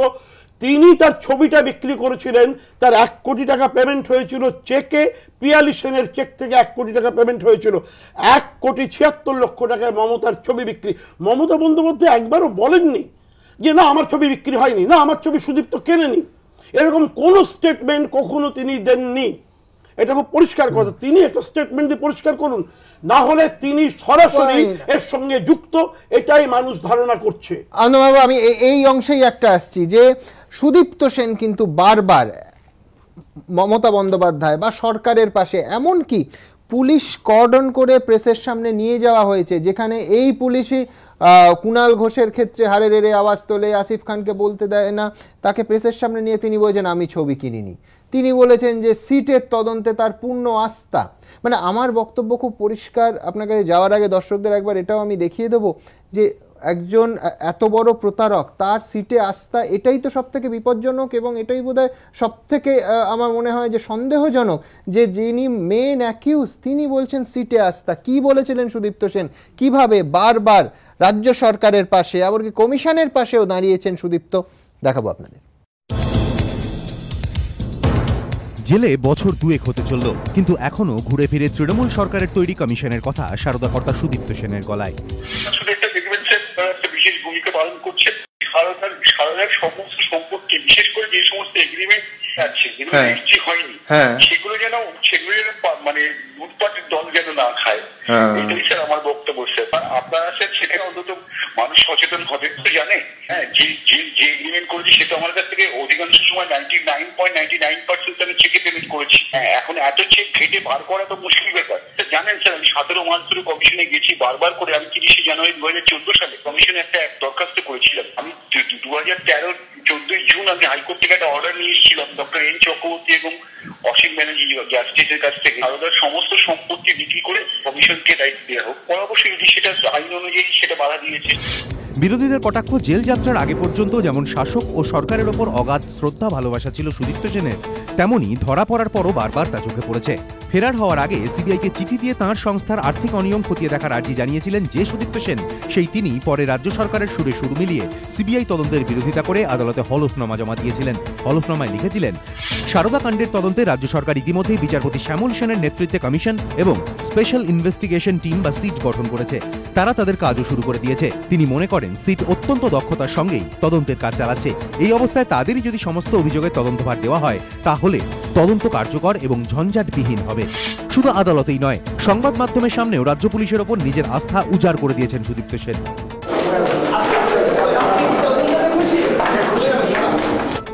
তদন্তকারী সংস্থার ওপর একজন অভিযুক্তের এহেন আস্থা মাঝে মধ্যেই নানা প্রশ্নের জন্ম দিয়েছে। প্রশ্ন উঠেছে, তাহলে কি প্রকাশ্যে সিটের ওপর আস্থা প্রকাশের জন্য চাপ দেওয়া হচ্ছে সুদীপ্ত সেনকে? সেই প্রশ্ন আরও জোরালো হয়েছে যখন মুখ্যমন্ত্রীর আঁকা ছবির দাম নিয়ে বিতর্কের সময় তৃণমূলের পাশেই দাঁড়িয়েছেন সুদীপ্ত সেন। ছবি কোনো টাকায় কেনা হয়নি। ছবিটা কি কে কিনলো? কেউ কেনে, আমি জানি না ছবি কি কিনেছে। আর আপনার শ্রীপুর থেকে আপনি কেনেননি ওই ছবি? আপনি কেনেননি? না, আমি কিনি। তাৎপর্যপূর্ণ বিষয় হলো জেলবন্দি সারদা কর্ণধার সুদীপ্ত সেন যখন কার্যত সাংবাদিক বৈঠকের ঢঙে তৃণমূলের পাশে দাঁড়িয়েছেন, তখন তাকে কথা বলা থেকে আটকাননি কোনো পুলিশ কর্মী। বিরোধীরা প্রশ্ন তুলেছে, শাসক দল নিজেকে বাঁচাতেই কি সুদীপ্তকে চাপ দিয়ে ঢাল হিসেবে খাড়া করছে? কারণ পরের দিন কুণাল ঘোষ যখন আদালতে হাজিরার সময় সংবাদ মাধ্যমের সঙ্গে কথা বলতে চেয়েছেন, তখন কিন্তু রাজ্য পুলিশ তাকে জোরালোভাবে বাধা দিয়েছে। 10 এপ্রিল, 11 এপ্রিল, 12 এপ্রিল আমি আলিপুর সেন্ট্রাল জেলে ছিলাম। সুদীপ্ত সেনকে আমি অনেক প্রশ্ন করেছি, ছবির বিষয়ে প্রশ্ন করেছি। তিনি সেদিনকে যা উত্তর দিয়েছেন, আজকে কাগজে যা দেখেছি তার সঙ্গে কোনো মিল নেই। কুণাল ঘোষকে আটকালেও সুদীপ্ত সেনের প্রতি রাজ্য পুলিশের বিশেষ উদারতা নিয়ে প্রশ্ন তুলেছে বিরোধীরা। তারা প্রশ্ন তুলেছে, তাহলে কি শাসক দলের সঙ্গে কোনো গোপন চুক্তি হয়েছে সারদা কর্ণধারের, কোনো দেওয়া নেওয়ার বিষয়? তাই কি জেলবন্দি হয়েও বারবার শাসক দলের পাশে দাঁড়িয়েছেন সুদীপ্ত সেন? আর এখনো সরকারের তৈরি কমিশনের ওপর সুদীপ্ত সেনের আস্থা সেই জল্পনাই আরো উস্কে দিল এবিপি আনন্দ। আনন্দমোহন বাবু, ভয়, সম্ভ্রম, পরিবারকে রক্ষা করার প্রতিশ্রুতি, কোনটা ফ্যাক্টর এই যে এর আগে সুদীপ্ত সেন বারবার তার বক্তব্যে রাজ্য সরকারের পাশে দাঁড়িয়েছেন? আসলে প্রতারকের বক্তব্যের উপর আমি বেশি জোর দিচ্ছি না। আমি যেটা বুঝতে পেরেছি, আপনারা এত ধানাই পানাই করছেন, যিনি রক্ষক তিনি ভক্ষক, এটা আমাদের কাছে একেবারে ক্লিয়ার। তা না হলে আমি উপাচার্য হিসেবে 30,000 টাকা মাইনে পেতাম, আর অর্পিতা ঘোষ 85,000 টাকা মাইনে পায়। এ কখনো সমাজে হতে পারে? কোন সমাজে হতে পারে? যে সমাজে সত্য নেই, যে সমাজে কৃষ্টি নেই, এবং যে সমাজে সংস্কৃতি নেই, যে সমাজে চৌর্যবৃত্তিটা প্রধান হয়ে উঠেছে। এবং আপনি এই যে কথাবার্তাগুলো দেখছেন, আমি তো খুব আশ্চর্য হয়ে গেছিলাম। জঙ্গলমহলে শান্তির জন্যে অ্যাম্বুলেন্স দেয়া হলো, যিনি দিলেন তিনি জানতেন না কোথা থেকে এটা এসছে। আমি একজন শিক্ষক হিসেবে প্রশ্ন করছি, তিনি কখনো এটা জানতেন না কিভাবে এসছে? তিনি জানতেন না, তিনি জানতেন না শঙ্কুদেব পান্ডা 30 লক্ষ টাকা, 30,000 টাকা না এরা মাইনে পাচ্ছে প্রতিদিন থেকে। তিনি জানতেন না অমুক একটার এত টাকা পাচ্ছে এই থেকে। এবং এরা প্রত্যেকেই তার সঙ্গে এসেছে এবং তারপরে তারা পুরস্কৃত হয়েছে। তো এটা কি হচ্ছে? Kalyani's Nature Pure presents ঘন্টা খানেক সঙ্গে Suman, powered by high-tech smartphones, শুধুমাত্র এবিপি আনন্দে। Kalyani's Nature Pure presents ঘন্টা খানেক সঙ্গে Suman, powered by high-tech smartphones, শুধুমাত্র এবিপি আনন্দে। যিনি রক্ষকের ভূমিকা পালন করবে তিনি সব ভক্ষণ করছেন বিভিন্ন হাতে, দশভুজার বিভিন্ন হাতে তিনি এগুলো ভক্ষণ করছেন। এবং এটা তো মানুষের কাছে স্পষ্ট। এটা আড়াল করার জন্যই সিটকে তদন্তের ভার দেওয়া হয়েছিল। এবং এই প্রবণতা মনের মধ্যে এখনো প্রবাহিত হচ্ছে, তাই তারা গিয়ে আবার বলছে যে সিবিআই আমাদের বিরুদ্ধে রাজনৈতিক উদ্দেশ্য সাধন করার জন্য করছে। এবং এর থেকে লজ্জার, এর থেকে অসত্য আস্ফালন আর কি আছে? আমার মনে হয় পশ্চিমবঙ্গ কোথায় যাচ্ছে? এই পশ্চিমবঙ্গ কি রসাতলের দিকে নিয়ে যাচ্ছে। আমার ছেলে মেয়েদের গিয়ে কী বলবো? ছাত্রছাত্রীদের, তোমরা সত্যি কথা বলো, তোমরা লেখাপড়া করো, লেখাপড়া করে যেই গাড়ি ঘোড়া চড়ে সেই এই কথা আমি তাদের কাছে বলতে পারবো? তারা বলবে এই দেখুন, যে চুরি করে সেই মারছে, যে রাজনীতি করে চুরি করতে পেরেছে সেই হচ্ছে আজকে আমার আর কিছু আমি কথা বললে আমাকে মেরে দেবে। আর আমাকে যদি এসে কেউ মারে বলবে এটা তো ছোট ঘটনা, না হয় গোষ্ঠীদ্বন্দ্ব হয়েছে, এই বলে চালিয়ে দেবো। সাধারণ মানুষ কি দেখছে? এটাই আমার প্রশ্ন আপনার চ্যানেলের মাধ্যমে। এবং এর প্রতিকার হচ্ছে একমাত্র যারা এই চুরি করেছে এবং এই প্রতারকের সাথে থেকে যারা করেছে তাদের একেবারে সাংঘাতিক রকমের দণ্ড হওয়া উচিত, এবং মানুষ এই দণ্ড দিতে পারে। আমি কিন্তু আপনাদের বলছি, এই সিবিআইয়ের তদন্তে কতদূর কি যাবে আমার মনে সন্দেহ জেগেছে যখন এই সৃজন এখান থেকে জামিন পেয়ে গেল, সৃঞ্জয় জামিন পেয়ে গেল। কারণ আমি বোফোর্সের এগুলো দেখেছি, তার আগে সেই মুন্দ্রা ফুন্দ্রা দেখেছি, আমার বয়সটা তো অনেক বেশি। আমার মনে একটা কিন্তু আশঙ্কা যাচ্ছে যে সিবিআইয়ের এটা কোথায় বা যাবে।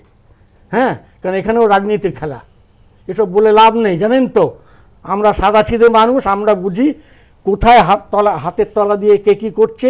আর সবাই তো ক্ষমতা দখলের রাজনীতি করছে, সাধারণ মানুষের টাকা না নিয়ে এই খেলা হয়। ঠিক। আমি এই পয়েন্টে পরবর্তী টেবিলে যাব দেবজ্যোতির কাছে। আনন্দমোহন বাবু খুব গুরুত্বপূর্ণ একটা অংশ দিয়ে শুরু এবং শেষ করলেন, সেটা হচ্ছে সাধারণ মানুষের টাকা। বারবার আমরা দেখেছি বিরোধীদের অভিযোগ 11 কোটি টাকা আমার আপনার করের টাকা, সেই টাকা দিয়ে সিবিআই আটকানোর চেষ্টা হয়েছে। তারপর গতকাল শোনা যাচ্ছে এই পর্যায়ে, যে পর্যায়ের কপিল সিব্বালের মতো আইনজীবীদের নামানো হয়েছিল তার খরচ প্রায় কোটি ছুঁই। আমি দ্রুত দেবজ্যোতির কাছে আসবো, তার আগে একবার আপনাদের দেখিয়ে নেব ঠিক যে প্রসঙ্গে আমরা আলোচনা করছি, সেই অর্থের অপচয় এবং আমার আপনার করের টাকার অপচয়।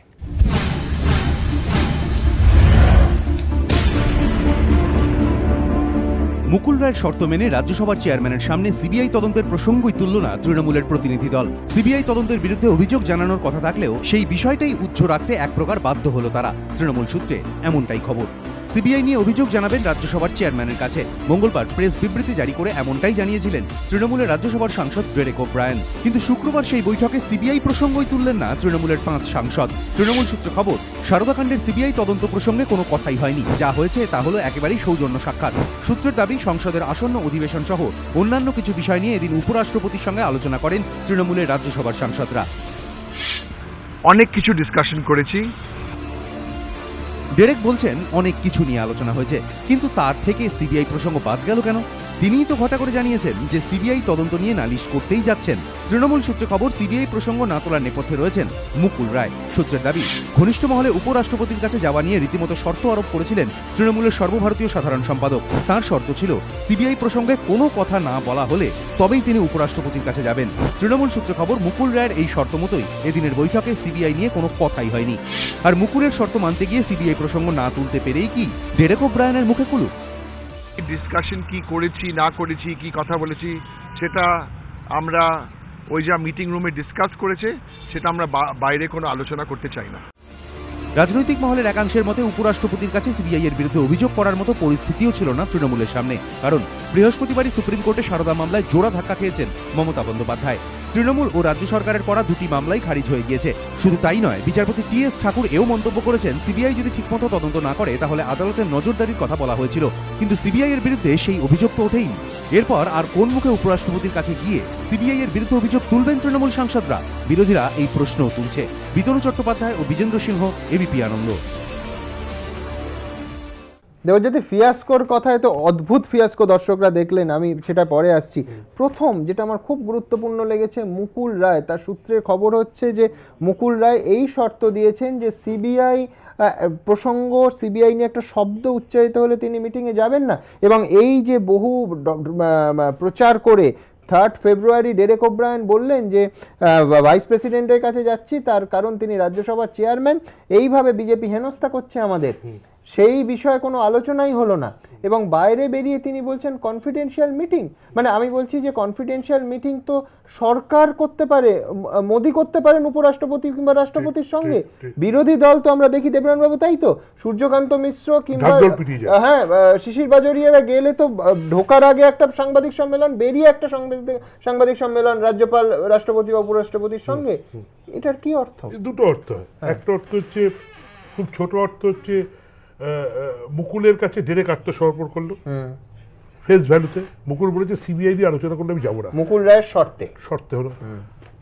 একটু বড় অর্থ করি, মুকুল রায়ের কাছে মমতা বন্দ্যোপাধ্যায় আত্মসমর্পণ করলো। Kalyani's Nature Pure presents ঘন্টা খানেক সঙ্গে Suman, powered by high-tech smartphones, শুধুমাত্র এবিপি আনন্দে।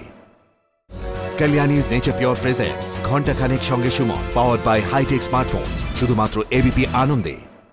মুকুল রায়ের কাছে মমতা বন্দ্যোপাধ্যায় আত্মসমর্পণ করলো। কারণ মমতা বন্দ্যোপাধ্যায় বলতে পারতেন ডেরেককে যে না, সিবিআইয়ের কথা বলতে হবে, মুকুল রায় তাদের যাবেন না। তাতে দলের মধ্যে কোন দল যে কোন অবস্থায় পৌঁছেছে, বিদ্রোহ যে কোন অবস্থায় পৌঁছেছে, সেটা কিন্তু আরো বড় আকারে দেখা যেত। তার কিছুটা তুমি দেখেছো, যারা মমতা বন্দ্যোপাধ্যায়ের বিরুদ্ধে বিবেকের বাণী সমস্ত বের করেছেন তাদের প্রত্যেককে উনি পুরস্কৃত করেছেন। এবং শোনা গেল যে শনিবার তাদের বিরুদ্ধে নাকি ভয়ঙ্কর ড্রাস্টিক অ্যাকশন নেওয়া হবে, দীনস্থিতি থেকে সবাই সেই দিন পুরস্কৃত হলেন, সব্যসাচী তাদের সব দায়িত্ব পেলেন, পুরস্কৃত হলেন। তারপরে বলে হচ্ছে দলের মধ্যে মমতা বন্দ্যোপাধ্যায় বুঝতে পারছেন যে মুকুল রায় একটা বড় ফ্যাক্টর। মুকুল রায়ের হাতে কিন্তু সংগঠন আছে। মুকুল রায়কে যদি এখন কোনো সরাসরি চ্যালেঞ্জ করতে যায়, দল কিন্তু কয়েক টুকরো ভেঙে যেতে পারে, কয়েকটা ভাগে ভেঙে যেতে পারে। এটা দেখার আছে যে বনগাঁ কৃষ্ণগঞ্জে, আমি সুমন আবারও বলছি, এই ভোটের রেজাল্ট কি হয় দেখার আছে। যেখানে মুকুল রায়ের প্রভাব আছে সেই স্বরূপনগর বা সেই হরিণঘাটা বা সেই কল্যাণীতে আদৌ কি তৃণমূল লিড পাবে না বিজেপি লিড পাবে, এগুলো দেখার আছে। কিন্তু এইখানে পরিষ্কার বোঝা গেল যে মুকুল রায় শর্তের কাছে কিন্তু দল আত্মসমর্পণ করলো একদম। আমি একটা দ্বিতীয় পর্যায়ে তোমার কাছে আসবো, তার আগে তোমার দ্বিতীয় অংশটা নিয়ে একবার দেবনারায়ণ বাবুর কাছে যাবো। দেবনারায়ণ বাবু, এটা কি হলো? উনি তো ঘোষণা করে দিয়েছিলেন ডেরেক ওব্রায়েন সাহেব যে 3 ফেব্রুয়ারি যে আমরা যাচ্ছি বিজেপির বিরুদ্ধে, হেনস্থা করছে আমাদের সাংসদদের, ধরে জেলে পুরে দিচ্ছে, তার বিরুদ্ধে প্রতিবাদ করতে। কেন এত তলব? আজকে বেরিয়ে কিছু বললেন না? এটা কি সুপ্রিম কোর্টে কাল যে ধাক্কাটা, জোড়া ধাক্কা হলো, তার একেবারে ডিরেক্ট ইম্প্যাক্ট? না সুমনবাবু, এখানে বসে বেশ কিছু কথা শুনলাম, কিছু কথার উত্তর না দিলে হবে না, তাহলে কিন্তু এক পেশে আলোচনা। না না, নিশ্চয়ই। এই যে অশোকদা শিশির বাবু বলে গেলেন স্বল্প সঞ্চয়ে এই সরকারের আমলে প্রচন্ড খারাপ হয়েছে, আমি খুব উত্তর দিয়েছি। দেখুন, আমি স্বল্প সঞ্চয় থেকে কি ঋণ হলো, আমি সরকারের যে ঋণ হলো, কারণ আমি অর্থনীতির শিক্ষক অনেকবারই শিখেছি। দেখেন 2004-05 9,532 কোটি টাকা, 5-6 10,726 কোটি টাকা, 6-7 8,245 কোটি টাকা, 7-8 768 কোটি টাকা, 7-8 768 কোটি টাকা মাত্র স্মল সেমি থেকে ঋণ দিল মসিন দাশগুপ্তের সরকার। 8-9-তে 1,654 কোটি টাকা, 7-8 এবং 8-9 কমে গেল। এই সময় এটা কমে গেল। তো এই কমালাটা কি মমতা ব্যানার্জির জন্য কমলো? একটা কথা স্বীকার করে নিতে হবে, আমি মেনে নিচ্ছি।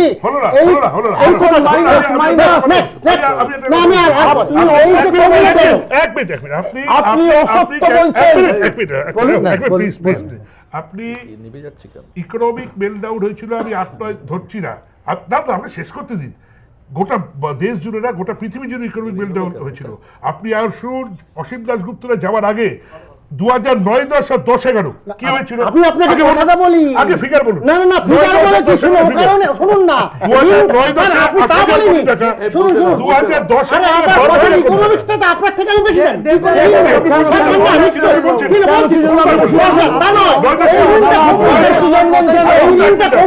আমি বলছি তো, আমার কথা শুনুন, মানে অন্তত আমি বলিনি, আপনি বলেননি 10-10 বেড়েছে, 10-11তে বেড়েছে, কিন্তু কেন করেছে? এই ঋণটা আরে এটা বলুন, 10-11তে 12,190 কোটি টাকা, কি করে হবে? 12,25 কোটি টাকা।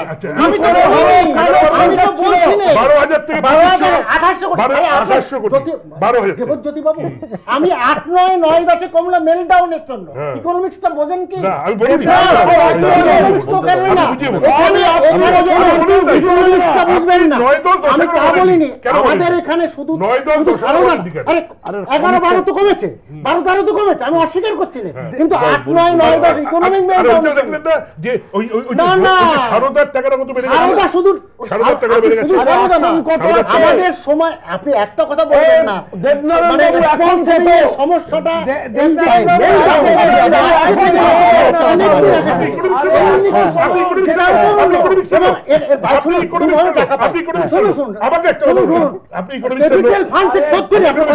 ক্যাপিটাল থেকে দুইভাবে টাকা পাই।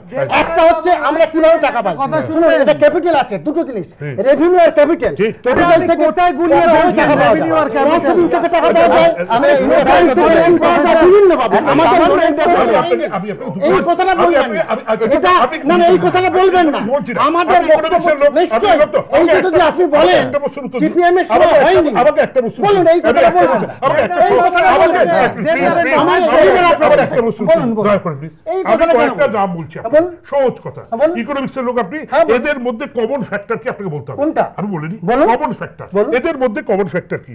কুণাল ঘোষ, রজত মজুমদার, দাঁড়ান, অর্পিতা ঘোষ, মদন মিত্র, শঙ্কুদেব পদে, শেষ করতে আসিফ খান, সিঞ্জয় ঘোষ, সোমনাথ দত্ত, অর্পিতা ঘোষ, মুকুল রায়, শুভ প্রসন্ন, ইমরান, আপনি বলুন সারা প্রসন্ন,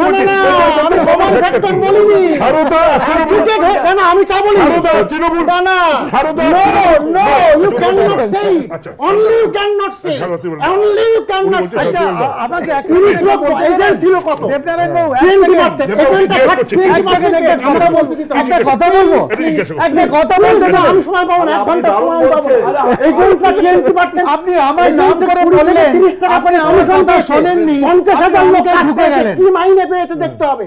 যদি অর্পিতা ঘোষ 85,000 পায়, আমি তা বলি যদি অর্পিতা ঘোষ কিংবা শঙ্কু পান্ডা 60 বা 85 পায়, আপনাদের 50,000 লোক কি মাইনে পেত? সারদার বাকিরা কি মাইনে পেত? 50,000 লোক কাজ করতো।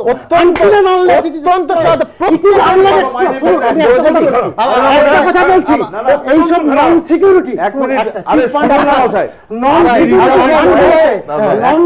চিট ফান্ড কিন্তু ঘোষের সঙ্গে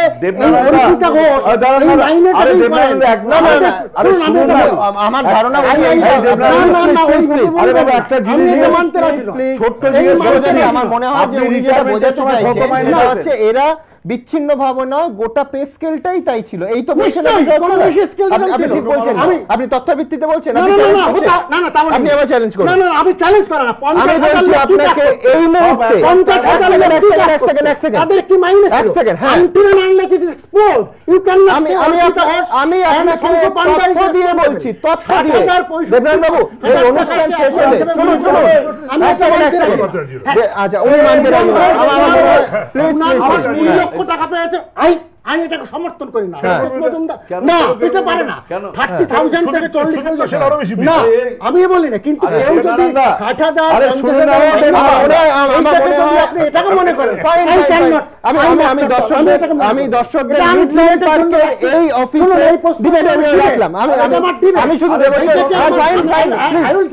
আপনি একবার থামবেন প্লিজ। দেবজ্যোতি, এই অনুষ্ঠান শেষ হলে, ওনার অংশটা শেষ হলে তুমি একটু আমাদের নিউজ রুমে দেবনাথ বাবুকে নিয়ে যাও। যারা সারদার এক্স এমপ্লয়ি আছে তারা কি সাধারণ এবং নরমাল বেতনে সারদায় কাজ করতেন, গোটা 10 বা 20 জনের সঙ্গে আলাপ করি দাও। আমার মনে হয় যারা কর্মহীন হয়ে বিভিন্ন জায়গায় এখনো একটা মেজর ঘুরে বেড়াচ্ছে, শুধুমাত্র আপনাদের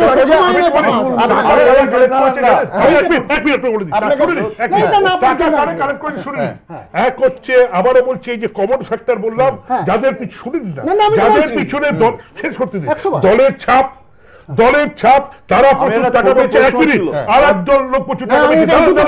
তারা যেসব এজেন্ট গরিব মানুষকে চুষে টাকা আদায় করেছে, তারা 30% টাকা কেটে তারা 70% টাকা জমা করেছে।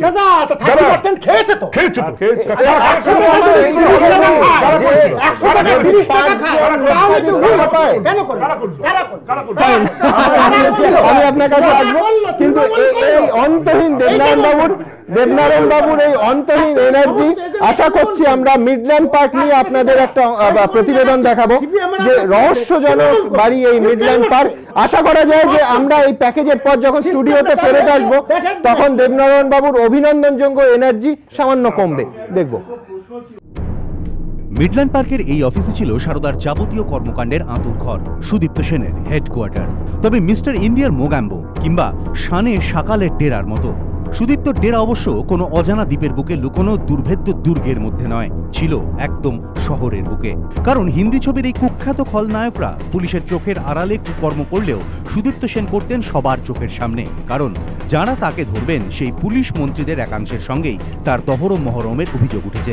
তদন্তে নেমে গোয়েন্দারা জানতে পেরেছেন দিনের বেলায় 8-5টা অফিসের চেয়ে মিডল্যান্ড পার্কের চেহারাটা আলাদা না হলেও রাত হতেই সব বদলে যেত। আনাগোনা শুরু হতো মন্ত্রী, সাংসদ, নেতাদের। রাতের অন্ধকারে মিডল্যান্ড পার্কের সামনে এসে দাঁড়াতো প্রভাবশালীদের গাড়ি, কাজ মিটলে আবার চলে যেত। প্রভাবশালীদের ছবি যাতে না উঠে যায় তার জন্য নিজেই নাকি এই মিডল্যান্ড পার্ক অফিসের সমস্ত সিসিটিভি ক্যামেরা খুলে ফেলার নির্দেশ দিয়েছিলেন সুদীপ্ত সেন। পরিচয় গোপন রাখতে রেজিস্টারেও উঠত না প্রভাবশালীদের নাম। মিডল্যান্ড পার্কের এই অফিসেই প্রতিদিন বস্তা বস্তা টাকা ঢুকত, গাড়িতে, অ্যাম্বুলেন্সে। হাজার হাজার টাকা প্রতিদিন আসতো মিডল্যান্ড পার্কে, আবার চলেও যেত। গাড়ির ড্রাইভার মারফত তা বিভিন্ন প্রভাবশালীদের হাতে পৌঁছে দিতেন সুদীপ্ত সেন। কখনো নিজেই হপ্তা কিংবা মাসিক হিসেবে পৌঁছে দিতেন টাকা, আবার কখনো সুদীপ্তর কাছে টাকা চেয়ে আসতো ফোন। গভীর রাত পর্যন্ত এই অফিসে বসেই কাজ করতেন সুদীপ্ত সেন। এখান থেকেই চালাতেন ঠকানোর ব্যবসা।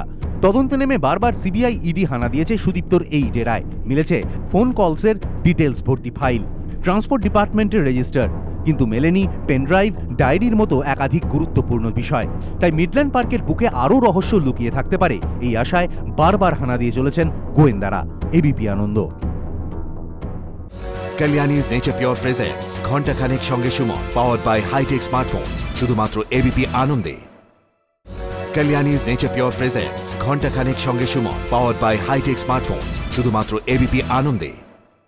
স্টুডিওতে নতুন অতিথিরা এসে গেছে, তাদের কাছে আসবো, কিন্তু তার আগে দ্রুত একবার সুদীপ্ত সেনের সঙ্গে নানা বিষয়ে আমার কথা হয়েছে, সেই সংলাপের কিছু অংশ যা এর আগের ঘন্টায় আপনাদের দেখিয়েছি, পরপর দেখাবো। দেখুন। লাভবানের তালিকা কিন্তু কোম্পানির অনেক লোকই আছে, হ্যাঁ তাই না? যারা অনেক লাভবান হয়েছে, যারা নিজেদের বাঁচিয়ে নিল। কথা বলুন স্যার। বলুন। যারা লক্ষ লক্ষ টাকা মাইনে পেয়েছে, তারা একদিনের জন্য আমাকে সতর্ক করে বলেছে তো ওই কাজটা ঠিক হচ্ছে না, তাদেরকে প্রসিকিউটিভ ক্রাইমের টাকাটা তারা মাইনে নেয়নি স্যার। কত কত লক্ষ টাকা মাইনে নিচ্ছে, আর তারা আজকে স্যার সরে গেছে স্যার।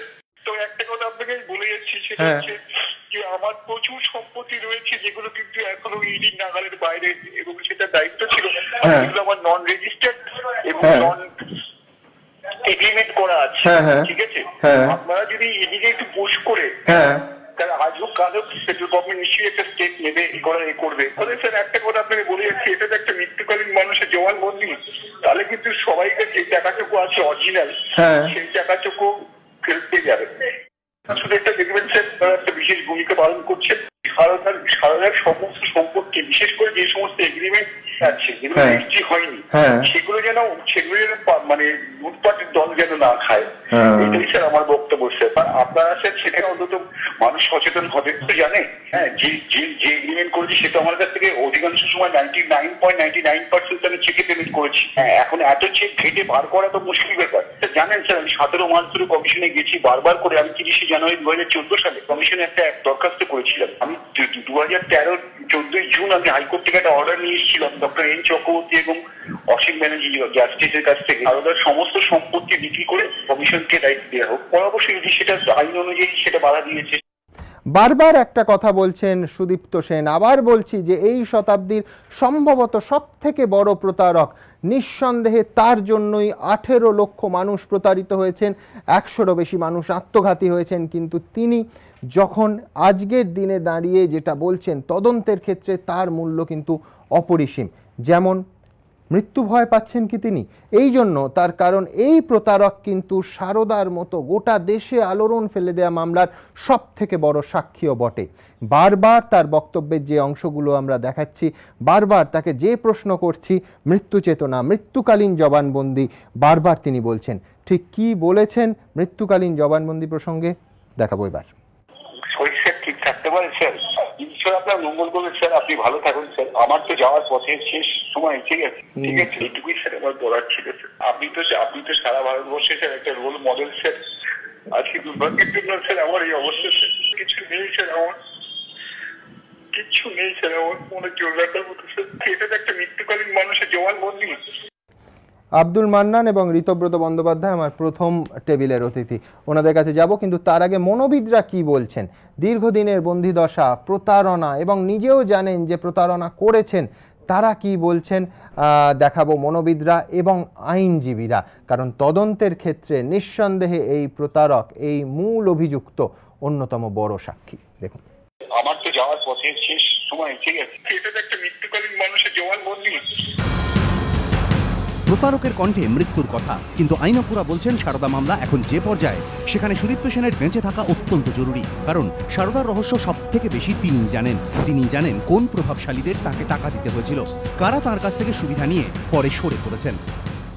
এখন ইন্টারোগেশন পর্যায়ের পর যখন ট্রায়াল শুরু হবে, তখন সুদীপ্ত সেন সাক্ষী দিতে পারবে না, তার সাক্ষী নিতে পারবে না, 2 নম্বর হচ্ছে তাহলে তার এগেন্সে মামলাটা খারিজ হয়ে যাবে। আর সুদীপ্ত সেনের খুব জরুরি যেগুলো সাক্ষ্য প্রমাণ আছে, সেগুলো কোর্ট হাত দিতে পারবে না। এই প্রসঙ্গে সঞ্চয়িতার মালিকের মৃত্যুর উদাহরণও টেনে এনেছেন অবসরপ্রাপ্ত বিচারপতি ভগবতী প্রসাদ বন্দ্যোপাধ্যায়।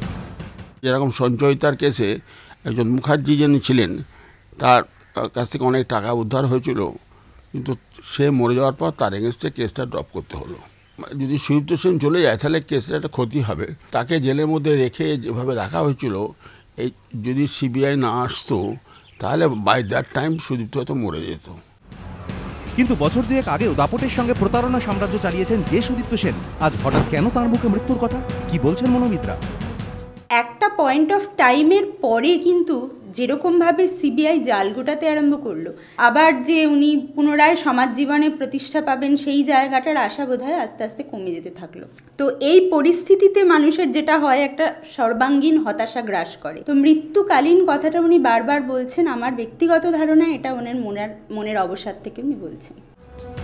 সব মিলিয়ে একটা বিষয় পরিষ্কার, সারদার বিপুল কর্মকাণ্ডে যতটা গুরুত্বপূর্ণ ছিলেন সুদীপ্ত সেন, তার কেলেঙ্কারির তদন্তেও ঠিক ততটাই অপরিহার্য তিনি। ABP Ananda. Kalyani's nature pure presents ঘণ্টাখানেক সঙ্গে Suman, power by hi tech smartphones, শুধুমাত্র এবিপি আনন্দে। কালিয়ানিজ নেচার পিওর প্রেজেন্টস ঘণ্টাখানেক সঙ্গে Suman, power by hi tech smartphones, শুধুমাত্র এবিপি আনন্দে। মান্নানদা, খুব গুরুত্বপূর্ণ একটা কথা আমরা শুনলাম, সেটা হচ্ছে সিবিআই না এলে সুদীপ্ত সেন এতদিনও বেঁচে থাকতেন কিনা এ নিয়ে কিন্তু সংশয় উঠছে নানা মহলে। আপনার কি মনে হয় যে লোকটা এত বড় প্রতারণার একটা জাল, একটা ব্যবসা, 18 লক্ষ মানুষকে প্রতারিত করেছে, তাদের সেই লোকটিকে যারা প্রতারিত করেছে সেই প্রভাবশালীরা কত বড় প্রতারক?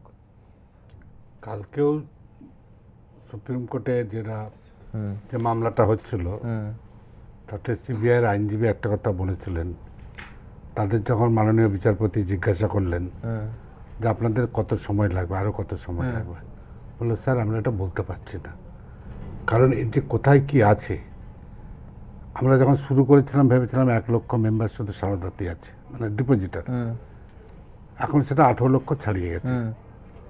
এরপরে যে কোথায় যাবে তা কেউ জানি না, কত সম্পত্তি হয়েছে সেটা কোনো নেই। আরেকটা গুরুত্বপূর্ণ বোধহয় ওখানে কালকে আপনি বলছিলেন যে বিদেশে মানি ট্রেল, বিদেশে প্রচুর টাকা। হ্যাঁ, প্রথমে ভেবেছিলাম 2400 কোটি টাকা, পরে দেখছি 10,000 কোটি টাকা, এবং বহু টাকা বিদেশে চলে গেছে। তার হদিশ যারা দিতে পারবে তারা সব নন কোঅপারেট করছে, ফলে আমরা কিন্তু সেটাও করতে পারছি না। মানে সিবিআই লয়ার কোর্টে দাঁড়িয়ে এটা বলছে যে আমরা বিদেশেও চলে গেছে, যার ফলে কত সময় লাগবে আমরা বলতে পারছি না।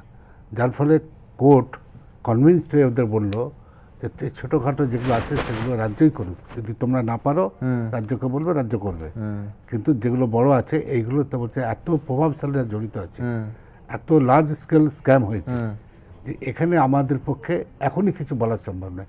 মানে সিবিআই এত বড় একটা অর্গানাইজেশন, তারাও একটা ধোঁয়াশার মধ্যে রয়েছে যে কত সম্পত্তি যে আছে কেউ জানে না। এই কথাগুলো কালকে তারা বলেছে, কত অফিসিয়াল রেকর্ড, কত নন অফিসিয়াল আছে। এই যে তুমি যেটা বলছো ট্রান্সফার হয়নি, এটা তো নন অফিসিয়াল হিসেবে তারা দিচ্ছে। এটা বাইরে কত টাকা কোথায় কে রেখেছে এবং বেনামে রেখেছে, সব তো নিজের নামে রাখেনি। এইগুলো ধরতে গিয়ে আমাদের আর অনেক সময় লাগবে এবং অনেক আরো রতি মহারতিকে আমাদের করতে হবে, জিজ্ঞাসাবাদ করতে হবে। কোর্ট ওদের বললো তোমরা প্রসিড করো। তো সেইটা থেকে আজকে তুমি যে কথাটা বলছো, কালকে কোর্টে যে কথাটা বলেছে একদম হুবহু মিলে যাচ্ছে। সিবিআই আইনজীবী কিন্তু এই কথাটাই বলেছেন একেবারে। আমি মান্নানদা দ্রুত একবার দেখবো আজকে রাজ্যের মাননীয় রাজ্যপাল, তাকে সুপ্রিম কোর্টের কালকে রাজ্য সরকারের যে জোড়া ধাক্কা সে নিয়ে প্রশ্ন করা হয়েছিল, কি বলেছেন মাননীয় রাজ্যপাল দেখাবো। कोर्ट का फैसला आ गया, one should respect the judgement of the court. Supreme court is the supreme in the judiciary and therefore the judgement given by the supreme court should be respected. মাননীয় কোর্টের নির্দেশ মেনে চলা উচিত, স্বয়ং রাজ্যপাল বলছেন। না সেটি তো সেটা সবাই বলে, কোর্টের নির্দেশ মেনে চলা উচিত নয়, না মানলে অপরাধ, সেটি কিন্তু একমাত্র আমাদের রাজ্যের মুখ্যমন্ত্রী সেটা বুঝতে পারেননি। এই যে কালকে মামলাটা নিয়ে গেল, আমরা আমি তোমাদের এই চ্যানেলও আগে বলেছি যে যাই হাস্যকর অবস্থায় আসবে, একটা মানে মানুষকে একটা লোক হাসাবে, এটা কালকে ঠিক তাই হয়েছে। মানে গিয়ে কালকে অভিযোগটা কি, যখন জিজ্ঞেস করছে সিবিআই কি কোনো খারাপ কাজ করেছে, কপিল সিবাল বলছেন না, আর ইউ অ্যাকিউজিং সিবিআই, বলছেন না, তাহলে এসছে কেন না স্যার সংবাদপত্রে বেরিয়ে যাচ্ছে বারবার আনন্দবাজার নাম ও এবং মিস্টার তানকা দুজনই বারবার বলছে আনন্দবাজার কি করছে সেটা আমার দেখার দরকার নেই, সে তারপরে তখন একজন বলছে সিবিআই ইনকোয়ারি লয়ার বলছেন আরে রাজ্য সরকারের তো পুলিশ আছে, ওখানে অফিসার আছে, তারাও যে লিকেজ করছে না আমরা কি করে বুঝবো? ডেপুটেশনে একটা বড় অংশ সিবিআই অফিসার কাগজকে আমি কি, তারা অনেক তাদের মানে অনুমানের ভিত্তিতে অনেক নিউজ করে, সেটা যদি কোথাও অ্যাসপারশন টু কোর্ট হয় আপনারা নিয়ে আসতে পারেন যে এটা কোর্টকে করেছে। তো তো তারা বলতে পারে এই হতে পারে এই হতে পারে, তো করে সারা পৃথিবীতে বিশ্ব, কিন্তু আমরা সেখানে কী করবো না, আনন্দবাজার আগে যা বলে দিচ্ছে, আগে যা বলছে ঠিক পরবর্তী ক্ষেত্রে তাই ধরছে, বলছে এটা যদি তাদের স্পেকুলেশন ঠিক, আমি তার কী করতে পারি, আমি তো কিছু করতে পারি না। মানে যেন রাগটা হয়ে গেল, এখানে মামলাটা করতে গেল তোমাদের ব্যাপার তোমরা বুঝবে, আমার দেখার দায়িত্ব। আমি দ্রুত একবার দেখাবো যে সুদীপ্ত সেন সেই প্রতারক যিনি কখনো কিন্তু নিজের ব্যবসা সেইভাবে বাড়াতে চাননি। কেন বাড়াতে চাননি, এখানে সব থেকে বড় প্রশ্ন এই মুহূর্তে তদন্তকারী সংস্থাদের। দেখুন, যারা লক্ষ লক্ষ টাকা মাইনে পেয়েছে তারা একদিনের জন্য আমাকে সতর্ক করে বলেছে তো ওই কাজটা ঠিক হচ্ছে না, তাদের থেকে প্রসিকিউটিভ ক্রাইমের টাকাটা তারা মাইনে নেয়নি স্যার। সারদা কর্ণধারের গলায় একথা শুনে মনে হতেই পারে তিনি প্রথম থেকেই চেয়েছিলেন সব আমানতকারীকে টাকা ফেরত দিতে, কিন্তু তাঁর কর্মকর্তাদের একাংশ ব্যবসার ভরাডুবি সম্পর্কে সতর্ক না করায় আজ এই হাল। কিন্তু বাস্তব সম্পূর্ণ উল্টো কথা বলছে। তদন্তে এটা জলের মতো পরিষ্কার, ব্যবসা করে আমানতকারীদের টাকা ফেরত দেওয়া নয়, প্রতারণার সাম্রাজ্য গড়ে তোলাই ছিল সুদীপ্ত সেনের লক্ষ্য। কোম্পানি বিষয়ক মন্ত্রকের অধীনস্থ সিরিয়াস ফ্রড ইনভেস্টিগেশন অফিস বা SFIO রিপোর্টের ছত্রে ছত্রে রয়েছে সারদা কর্ণধারের এই উদ্দেশ্যের ইঙ্গিত। রিপোর্টে সরাসরি বলা হয়েছে, আমানতকারীদের কাছ থেকে তোলা টাকা যেভাবে ব্যবহার করা হয়েছে তাতে স্পষ্ট ব্যবসার মূল লক্ষ্য ছিল প্রতারণা। টাকা ফেরত দেওয়া যে সম্ভব নয় তা প্রথম দিন থেকেই জানতেন সারদা কর্তারা। কিন্তু কেন এমনটা ধারণা হয়েছে তদন্তকারীদের, এর ব্যাখ্যাও রয়েছে SFIO রিপোর্টে। রিপোর্টের 174 নম্বর পাতায় বলা হয়েছে, সারদা গোষ্ঠীর যে 4টি সংস্থা বাজার থেকে টাকা তুলত তারা জেনে শুনে বিপুল মুনাফার প্রলোভন দেখিয়ে আমানতকারীদের লগ্নি করাতো। তারা জানতো দীর্ঘদিন এভাবে ব্যবসা চলা সম্ভব নয়। এই প্রসঙ্গে রিপোর্টের 172 নম্বর পাতায় বলা হয়েছে, সারদার যে 4টি সংস্থা বাজার থেকে টাকা তুলত তারা কেউ এমনভাবে ব্যবসা করতো না যে আমানতকারীদের টাকা ফেরত দিতে পারবে।